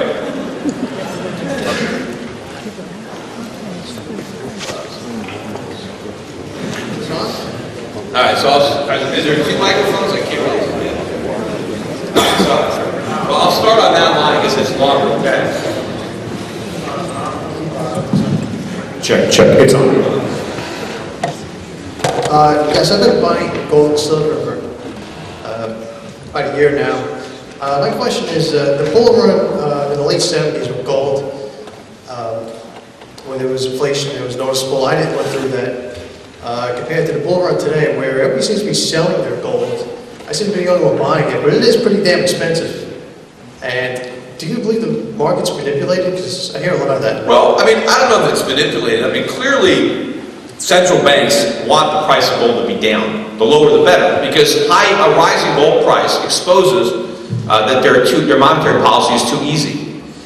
So you know, it's like if you're trying to kill the coal miners, you know, and you want to put gas down there in the mine, you want to try to keep the canaries alive as long as possible, so the coal miners won't leave, right? So gold is like the canary in the monetary coal mine. And so I can certainly see why the central banks would want to suppress the price, but whether they can actually do it, I don't know. Certainly if they're trying to suppress it, they haven't done a very good job. I mean, it's at $1,600 an ounce. It was at $300 an ounce a decade ago. So maybe it would be at $3,000 an ounce if they weren't trying to suppress it. But even if they're trying, they're not succeeding. The price is rising anyway. But, you know, I think we have a long way to go. I think there's a tremendous amount of bearishness and negativity. A lot, in the last week or two, most of the major gold stocks have hit 52-week lows. I mean, most gold stocks now, the big ones, are trading at 8, 9, 10 times earnings. They're trading at prices that they haven't seen since gold was $700 an ounce. How can gold stocks have not gained any value on a tripling in the price of gold, or doubling, you know, whatever in the price of gold? I think there's massive negativity built into the market. I mean, it's not even, it's the opposite of a bubble. In a bubble, everybody is wildly optimistic. In the precious metals market, all the speculators are very pessimistic. Everybody is waiting for the gold price to collapse. Meanwhile, it keeps going up, despite the fact that everybody is waiting for it to collapse. That's not a bubble. You have a lot of people saying, oh, gold's a bubble because there's a lot of people talking about gold. Well, first of all, there's not a lot of people talking about gold. I mean, I suppose if you're defining a lot of people as, the people on CNBC, okay, yeah, they do talk about it. But that's a small universe, right? And meanwhile, most of those people who are talking about gold, they're not actually buying it, they're just talking about it. So you don't build a bubble on talk. The people who are talking about the gold bubble have got to start buying it before it's a bubble. And they'll say, well, look at all these commercials for gold. Yeah, there's commercials. If you watch cable, if you watch Fox Business or CNBC, do you see any commercials for gold dealers on American Idol?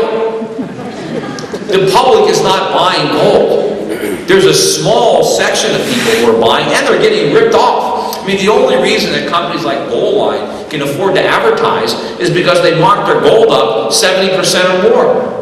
So if people want to buy $10,000 worth of gold from Goldline and they send them $17,000 and Goldline takes $7,000, which is highway robbery, they can afford to buy those commercials.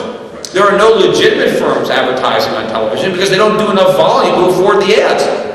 So you're talking about a tiny, tiny market. I've spoken to institutions, I've sat at tables with money managers where they collectively manage hundreds of billions of dollars, maybe even over a trillion in the same room, and ask them, does anybody here, for your clients, do you own any gold stocks? No. Do you own any gold? No. Nobody owns any of it. So I think that's going to change. I think people still don't understand money, central banking, the predicament of the United States. They couldn't see the stock market bubble.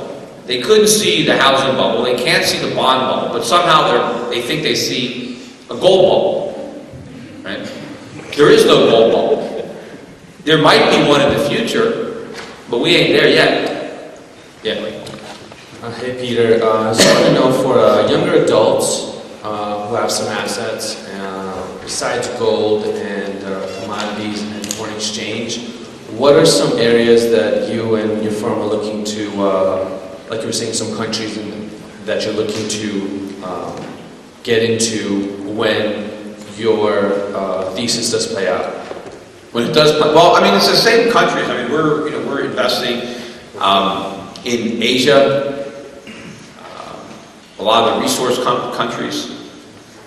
We're in Europe. We're in Scandinavia, Switzerland, but we have a lot of Norway and Sweden. We have some money in Latin America. We're diversified. We try to avoid the Eurozone countries. We don't have as much money in the Euro. We've underweighted Japan. We have some Japanese companies, but we've underweighted it. We have very little exposure to the UK. I mean, if you look at the conventional global approach, most of the money is in Europe, in the euro, in the pound, in the yen.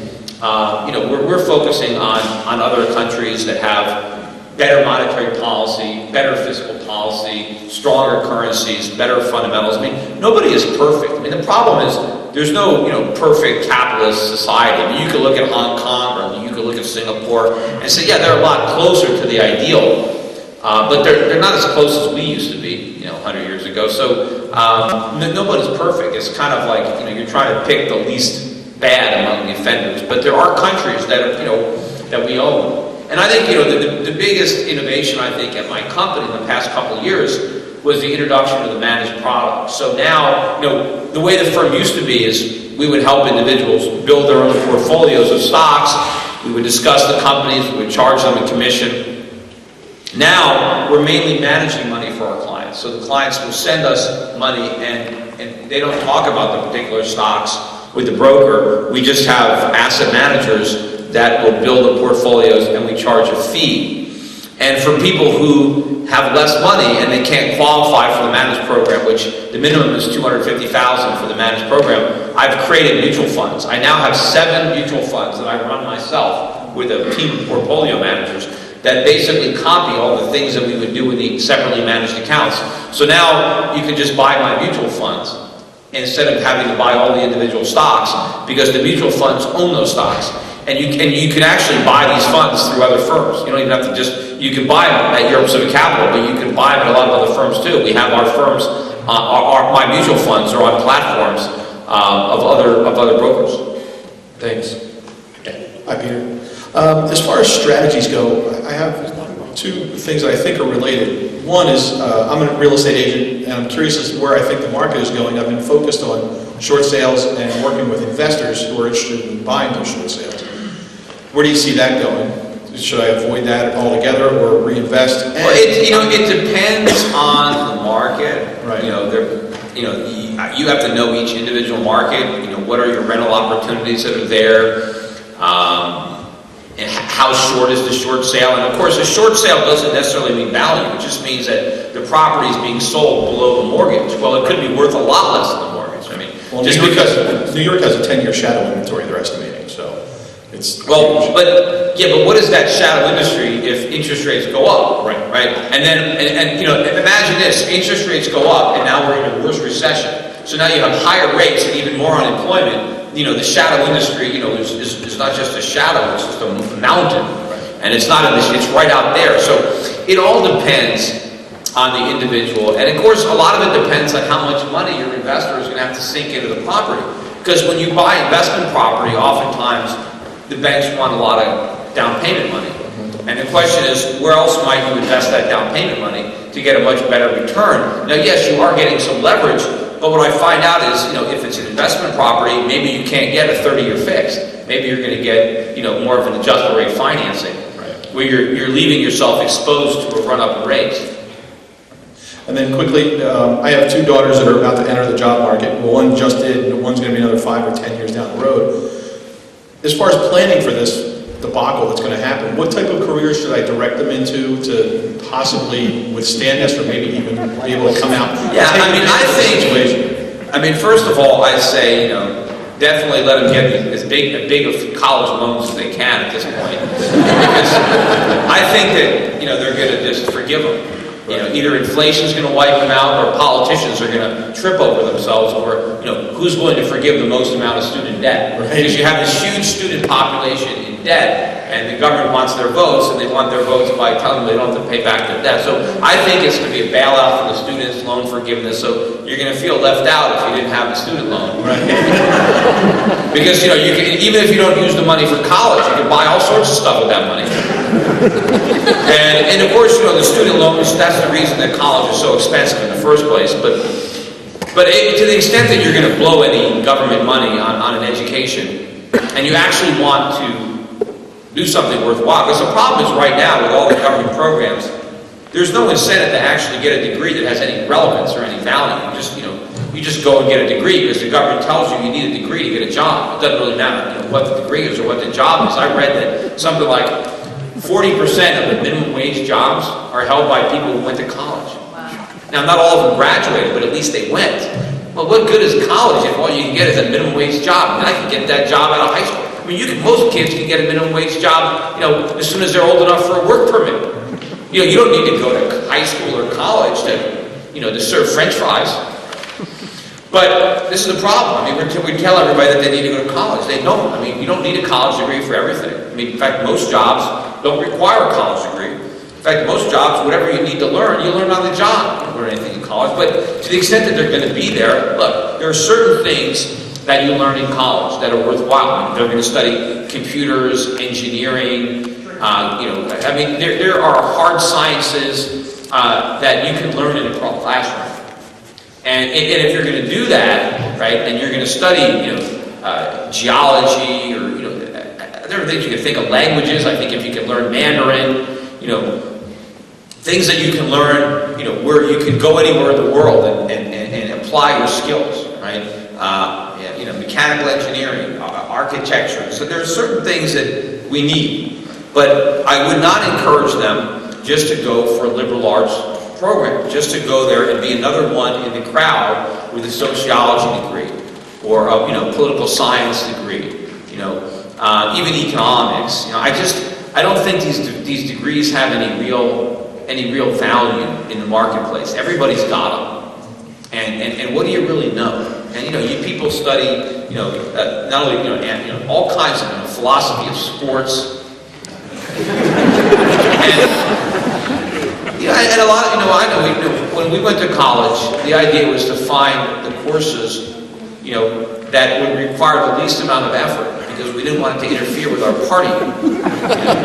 I mean, it was, especially if you're in a fraternity or you're going to parties, you're drinking, the last thing you want is studying to get in your way. So you find the courses that require very little studying. You have them, physics without math, or, whatever they have. They had all kinds of Mickey Mouse courses, this is in Berkeley I had that you can take, that everybody knew, were an easy pass, or, you didn't have to do anything. And of course, and when everybody's there spending taxpayer money, everybody, nobody cares what this stuff costs. And if the students actually had to pay for college and there were no loans and it was people wouldn't waste money.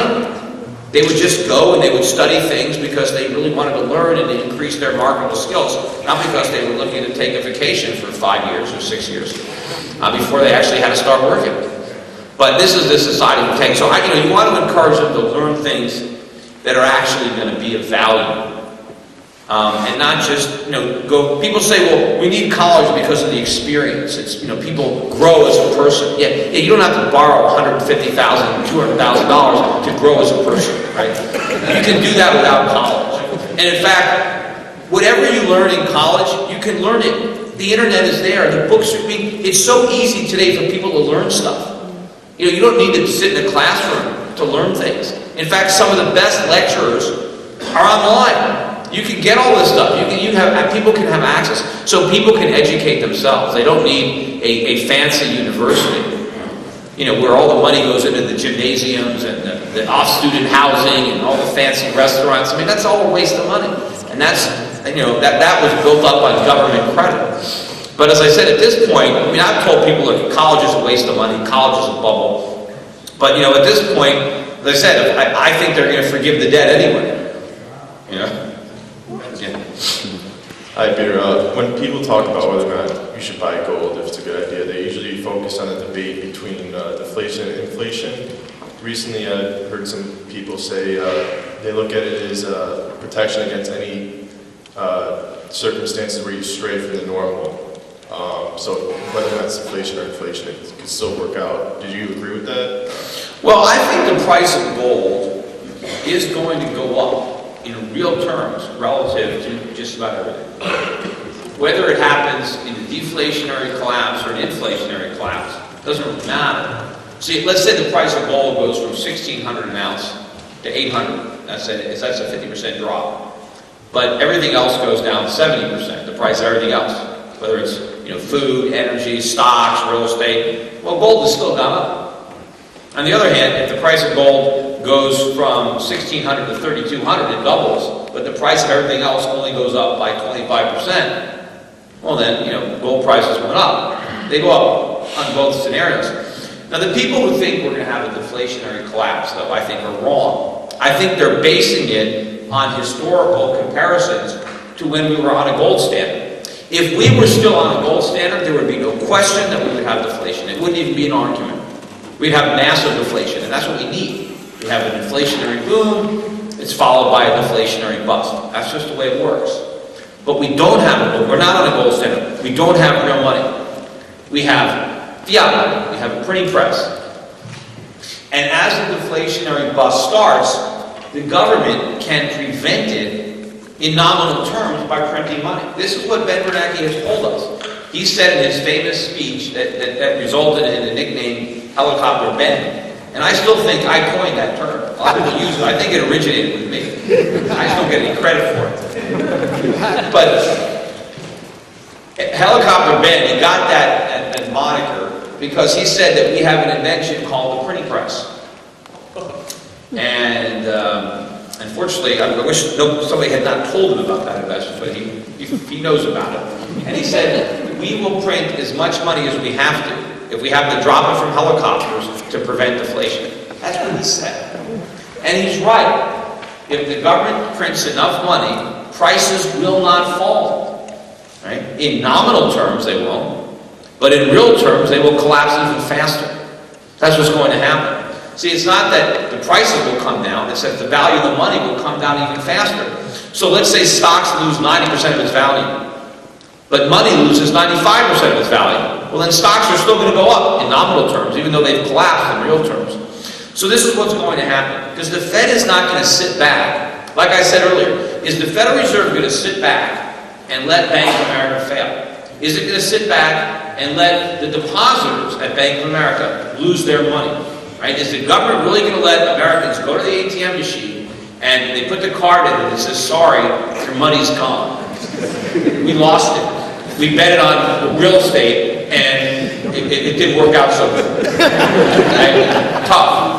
Are they going to let that happen? Is the government going to tell people, look, we know we promised you Social Security benefits, but we spent the money on foreign wars, and so the money's gone and we just got nothing for you? Are they going to say that? Are they going to tell the pensioners that work, at the post office and work for the government, so you know what, we ran out of money, sorry. No, I mean, the way out of it is to say, oh, Social Security, no problem. Let me print that up, here you go, your Social Security money. Bank failure, hold on, how much do you need? Right? Nobody loses, right? If they create enough money, nobody has to lose anything. But the problem is, if they create enough money, everybody loses everything. That's the problem. That's the choice. Right? But if they choose, and you got guys like Rector or Harry Dent, they actually think that that's what's going to happen. They think the government is going to be honest. After all the years of lies, they're finally going to get religion and let it all happen. Right? Maybe. But you know what? Even if they do that, you're still better off with gold. Because what are you going to do? Under that scenario, if your money is in the bank, you lose it. If your money is in bonds, you lose it because they default. Under the Harry Dent scenario or the Robert Prechter scenario, the only place your money is safe is under your mattress. You actually have to physically have the bills. Because if you have it in any other form, you're not going to get it back. Peter, when you think about a crash, do you think of it as a sort of sudden, unexpected event, like Monday things are fine, Tuesday it's not, or do you think of it as a sort of a long sliding process? And if it is sudden, what would be the event that would be the catalyst to trigger some kind of a crash as you think about it? Well, I think when it does happen, it's going to unravel very quickly. I don't think it's going to take place over decades. I think these crises tend to hit. If you think about how quickly the real estate bubble fell apart once it was in motion, or the NASDAQ bubble, think about how quickly the crises have escalated in Europe. These events, once they start, they really snowball.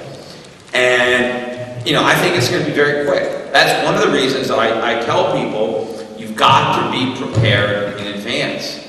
You can't wait, and you can't worry that you're too early. You can't worry that I buy gold and the price goes down, or I buy foreign stocks and the dollar goes up, or whatever. You can't worry.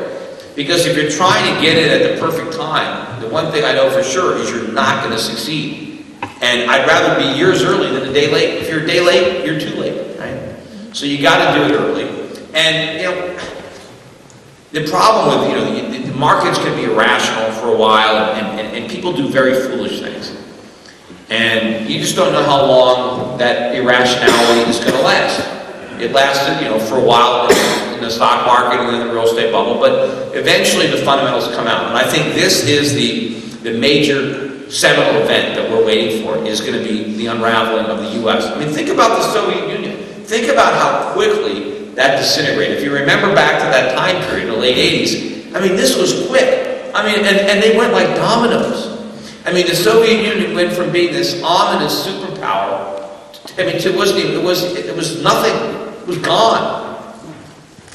And so, people look at America in a certain way. They're not going to look at America that way when this crisis is over. And it is going to, unfold itself very rapidly. So the first thing that we got to do is protect ourselves so we don't personally go broke. And let's hope that the government doesn't steal our wealth if we avoid the crash, because believe me, there will be a lot of pressure to punish the so-called speculators who got rich off of other people's misery. Oh, let's tax the people that own gold or own oil or whatever it is. we all need to get wiped out in this thing, but we got to try to protect our wealth, but then we got to work, to try to influence the political debate so that we can get the country headed back in the right direction. Because when you have this type of social unrest that we might have as a result of, you could picture long gas lines again, we could have price controls on gas, we can have price controls on food. Can you imagine waiting on long lines just to get the bare necessities at the supermarket? A lot of this stuff is going to happen, so we've got to be very, very careful. Yeah. Hi, Peter. I just turned 25. I work in the medical field, and I'm one of the people that are looking to get out before the crash. Get out of what? To get out of the U.S. before the crash. Oh, so you want to really get out? Yeah, plant a flag somewhere else. Being that I work in the medical field, where do you see growth abroad in the medical field, or where would you go if you were me at 25? I don't know. I mean, a lot of it is personal, the languages you speak, I don't know what kind of women you like. I'm assuming you're still single. So, I don't know. But medicine, look, one thing is, if you have a medical degree, and we still have good universities here, and if you have a degree from an American university, you can pretty much work as a doctor anywhere you want. So you kind of want to, and there's always going to be people that are getting sick, so you're always going to be able to work as a doctor. Doctors are always in demand. And whether you're just a physician or if you're in the research end of it and developing, there are viable careers there. So you certainly have your pick. And if you're trying to apply for residence or work permits, hey, a doctor is very easy because everybody wants doctors coming in. No question, you got a medical degree from a major U.S. university, you're the kind of person that people want in their country, right? No one ever says, oh, we got too many doctors. So, it's a good career path. It's not for everybody because it's not, they don't just give out those diplomas, like cotton candy. But, I think wherever you want to work, you look around, look at the countries that we invest in, travel a little bit, and decide where you like it. Where you like the culture. And then look at the taxes. We've got people now that I've got some people that are working for me at Europac, my bank, Euro Pacific Bank, and there they have opportunities to live anywhere in the world and work, and we don't take taxes out. And if they work where the bank is, it's tax free. But other countries they can work at, and they can pick where they want to live, and they can earn money tax free. And just look at the various tax rates in different countries and the freedoms that you have there. I don't know whether you're ultimately thinking about living there permanently or trying to get your citizenship. If you are thinking about renouncing U.S. citizenship, it's better to renounce it now before you have any real money and before they increase the price of that form again. Because as long as you're an American citizen, theoretically, no matter how much money you earn abroad, even if you're working in a tax haven, Uncle Sam still wants his cut. I've read stories about people who are dual citizens who have never come to this country, but who owe the IRS a fortune. I read an article, I think somebody from Canada ended up buying like a condo, and the IRS seized it. He'd never even been here. And they said, well, you're half American, and you haven't been paying taxes. He's never even had he's never traveled here. Then he came here and bought a place or something, and they seized it. So it's one of the most dangerous things to have is a U.S. citizenship. This is more of a political question, but I know in your video blogs and interviews you talk about government as being a threat to liberty, but I wonder if you think it would be appropriate to sometimes discuss the nature of the monetary system being a debt-based money, that creates a whole set of special interests, both with the banks and the corporations that surround them. They have access to the credit creation, money creation mechanism. I think that's a danger. Well, the problem isn't necessarily danger to human liberty. The problem isn't necessarily that it's debt-based. When you're saying debt-based, meaning the way the money is coming into circulation is that the Federal Reserve is buying the Treasury. And therefore, there's debt that's behind the issuance of that paper money. The problem is that there's paper money. If we got rid of the Federal Reserve and we just let Congress print money to pay its bills, in which case it wouldn't have to issue bonds that the Fed would then buy, it would still be just as bad. What we need is real money, not fiat money. It needs to be based on something tangible, something with intrinsic value, something that is scarce, something that the government can't create out of thin air. That is the problem. We're trying to run a capitalist economy without money. We need real money, not this money substitute that we've been operating under. And again, that is, I said earlier in this show, in this presentation, that the problem is rates are too low. That's the fundamental problem of our economy. Well, why are rates too low? Because we're on a fiat system. If we were still on a gold standard, it would be impossible for rates to be manipulated low by the central bank. And of course, you have all the criticism that you get about the gold standard from the central bankers or from the economists is that it takes away the ability of the federal government to try to, stimulate the economy. Exactly. That's why it's so good. Because the Fed, when they stimulate the economy, they blow up bubbles like the housing bubble or the stock market. They create distortions. We don't want the government playing around the economy for political reasons. And gold is the discipline. Gold prevents central bankers from trying to buy our votes with false prosperity. Hi, Peter. Ben Bernanke says that he will keep the rate low, near zero till end of 2014. You think he's going to keep that promise? Well, it depends, because if the rates are still this low, believe me, if 2014 gets here, he's going to extend it to 2016, 2017. He can't let them go up. But, can he really keep them there that long without it blowing up in his face? That is going to be the problem. As I said, the one thing that's keeping the Fed alive right now is the problems in Europe and maybe some problems in China. But to the extent that the world ever creates the perception that it's got its act together, if we ever get a greater sense of optimism, then it's impossible. And there are people who think, well, if the economy is growing, then we can have higher interest rates. No, we can't.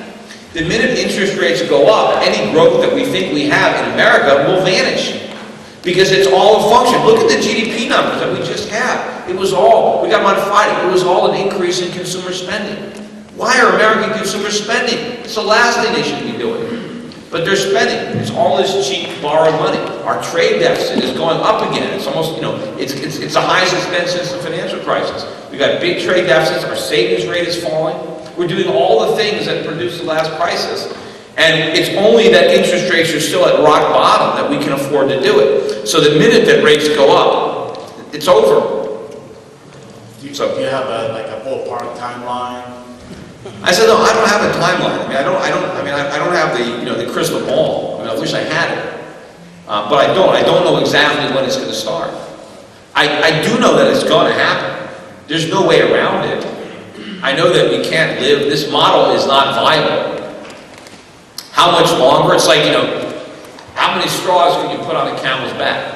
I don't know. I know that there's a limit. At some point, the weight is too heavy. But which one? How many? I don't know. I just think that the camel, to me, right now, looks like he's basically overcome the straws. It looks like his knees are shaking. He can barely stand it. Can he take, how many more can you put on there? I don't know. But I know there's a limit. At some point, you reach the limit, and then one more straw, and then that's it. Peter, my question is about silver.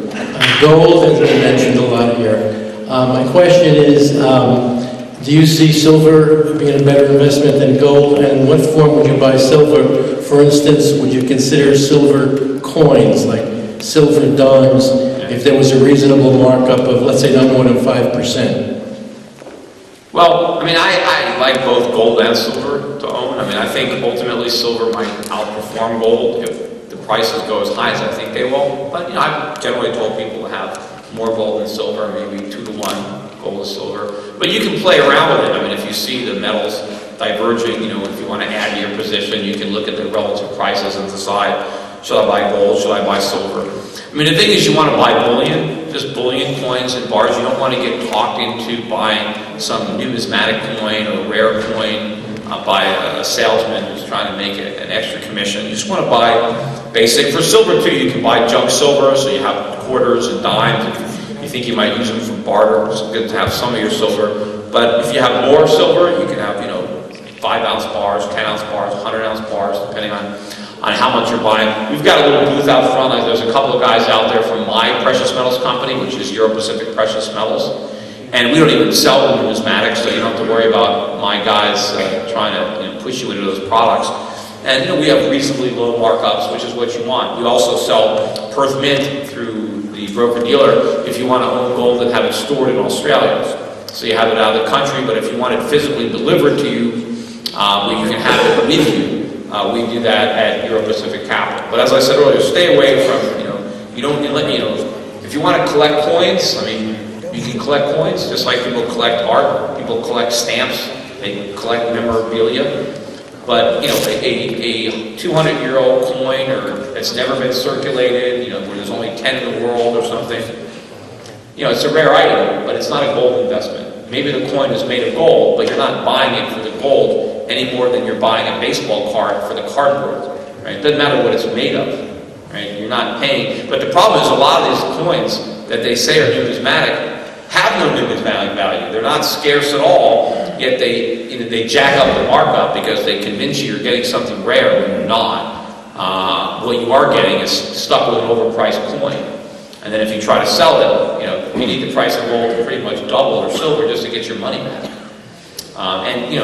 Eventually the prices will go up that enough, probably that you will be able to get your money back and then some, but why not just profit? Why give all your profits to the salesman? But anyway, talk to the Europac Metals reps, they're out front. Hi Peter, before I ask my question, I just wanted to say I saw you on TV back in 05, 06 maybe, when you were saying that there was going to be a crash and most people weren't believing you, and I picked up your strategies in your books. Right then, it's made a big difference over the last 5 years. So my question is, I manage money for clients who are looking to really cash in on the gold and silver rush and commodities in general. And I'd say from about 2009 till early 2011, we did really great in the mining stocks. So my question is, do you still see the mining stocks as, especially now that they've come down to historic valuations? I mean, I've increased exposure over the last week or two. Do you think that that's the best bet if you're trying not just to protect your wealth, but really, Yeah, I mean, I have added personally to gold stocks in the last couple of weeks, the stocks I own for myself, and I think they are. For people who believe in the gold story and who want to lever exposure, I think there's tremendous opportunities in those stocks.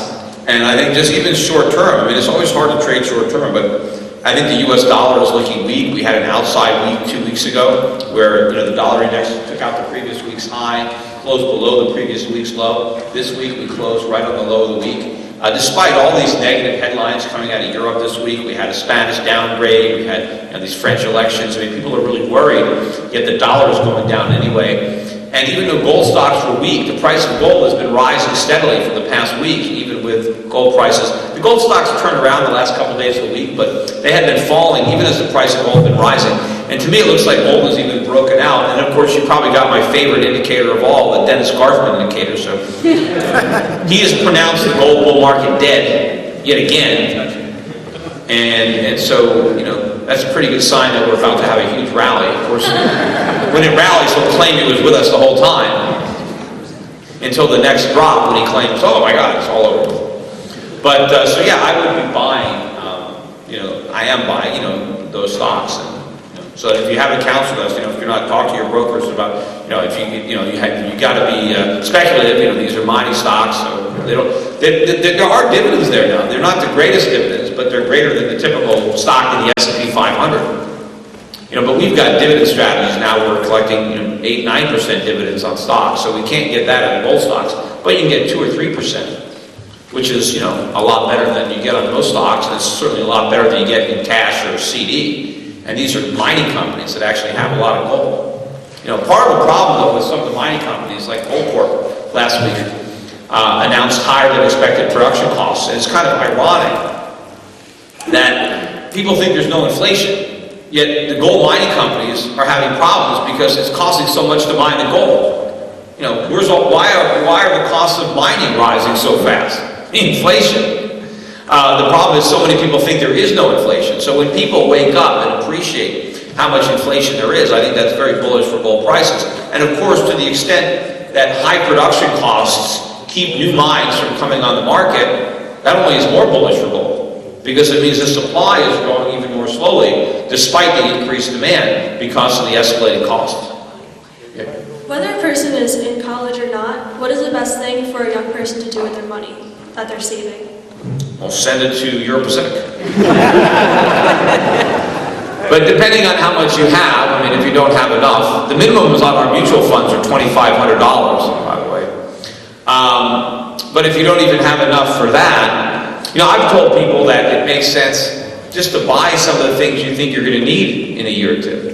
If I expect consumer prices for the things we actually buy to go up at least 10, 20, or 30% a year. I mean, the things you really buy, I don't know, razor blades, shaving cream, mouthwash, deodorant, you know, whatever they are. You know, certain food items, you know, jar of peanut butter, or you know, things that, you know, that will last.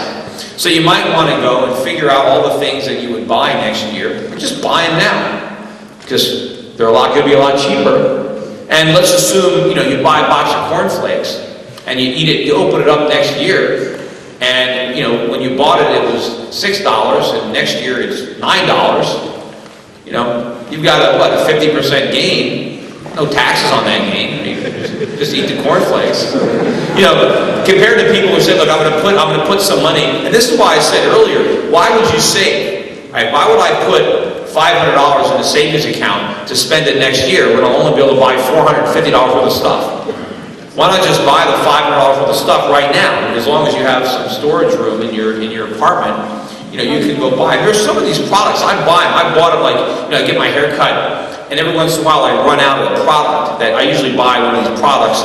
And every time I have to buy one, I'll notice, because I'll have the product at home. I haven't used it all up, and I'll buy another one. And every time I buy one, the price is much higher than the last time I bought it. And it might be, they might last 6 months. But, you know, I mean, I would just buy, you know, 10 bottles and hold them, because I can see the prices going up. And in fact, you know, in my radio show, businessmen call me all the time, just telling me how much their prices are going up all the time. I mean, no one tells me their prices are going down. Oh, is it? All right, one more question. Okay, give me One more question. You know, if you want to hang out, we'll be here for a little while over by that area with the drinks. You know, if you want to have books signed, things like that, we can still have more beverages. So after this last question, if everyone files out, if you want to meet us over by the little area over there. Yeah, I will be signing those books, and if we have any extra copies, you're more than welcome to buy them. We probably have more books than we had tickets, so there probably are some extras. Yeah. I always hear Ron Paul saying, if we don't end the Fed, it'll self-destruct. Now, if Ron Paul's not elected, will that happen? And afterwards, what's it going to take to go back to a gold standard? Well, I think going back to a gold standard is going to be, you know, easier than leaving it. I mean, you'd think. I mean, how was Nixon able to convince us to go off it in the first place? Of course, he said it was temporary. He's right, it is temporary. It's just taking a long time. 40 years. But we went from $1 backed by something to $1 backed by nothing. So we have to go from $1 backed by nothing to $1 backed by something. So it is not hard to go back on a gold standard. Technically, it's not that hard to do. It just takes the political will to do it. And I think it's a much better thing for the economy to do that. So, you know, the aftermath will be very positive. The question is, when is it going to happen? I don't think even Ron Paul, and in fact I know that Ron Paul is not advocating for the elimination of the Fed. He would like to see it eliminated eventually, but that's not his immediate plan, because I think Ron Paul has the same concerns that I do. If we abolish the Fed, that Congress will just take over its functions, and that's even worse. So rather than abolishing the Fed and creating a vacuum, let's just reform the Fed so that it reflects more of what it used to be than what it is. So it's no longer an engine of inflation and of accommodation, but a truly independent body where interest rates are not set by the Fed, but they're determined by the market. And what the Fed does is maintain the integrity of the dollar, and we can put the Fed back on the gold standard, because when the Federal Reserve was first created, we had a gold standard. We had a Fed and a gold standard simultaneously. And initially, the Federal Reserve notes had to be backed 40% by gold. And of course, they were redeemable 100% in gold by the Treasury, if it was a note, or by the Fed. They were redeemable. They were redeemable in gold, but they were backed And the Federal Reserve was not allowed to hold any U.S. treasuries. They weren't even allowed to own them. So let's go back to that. Let's take power away from the Fed, but not give that power to the government, to Congress. Now, if we can shrink the Fed and take away its powers gradually over time, maybe we can eliminate it completely without fearing what the government might do. But right now, just getting rid of the Fed is probably too dangerous, because as bad as they are, it's an old saying, the devil you know. Well, the thing is, I know the other devil, right? Congress. I mean, imagine if Congress or the president could just print money without even having to worry about the Fed. As reckless as they are now, they'd be even more reckless. Thanks for coming. A quick question. All right. This is really the last one. I just want to say one more thing. This is being videotaped. If you guys want to see this in the future, if once was not enough, I'd imagine that this guy's filming it in a week or two. It'll be up on YouTube, and I'll send an email out to everyone who came to remind them of that. Right, but there are plenty of other. I've said the same stuff at other seminars, so you can. Go ahead. The mutual funds, as well as individuals investing in companies overseas, what currency are you using to do that investing? Well, we invest dollars here, but when we own mutual funds, in the stocks that we invest with clients, we're investing all around the world. So we're acquiring other countries, other currencies, but most of our clients, certainly American clients, are depositing U.S. dollars. So we're using the dollars to buy the other currencies that we need to buy the stocks on the foreign exchange. If the dollar falls apart, how do you protect it? Well, by definition, if the dollar falls apart and we own all these foreign securities or foreign bonds, assuming that the other currencies don't also fall apart, then your purchasing power is preserved. So all else being equal, let's say you took $100,000 and you bought 100,000 Canadian dollars. I mean, the exchange rate is pretty much 1-to-1. I think actually the Canadian dollar, you need $1 to buy 1 Canadian dollar. So Canadian dollar right now is a little bit more valuable. But let's say the dollar were to lose 90% of its value against the Canadian dollar, and you had 100,000 Canadian dollars. Well, all else being equal, those 100,000 Canadian dollars would be worth $1 million US dollars.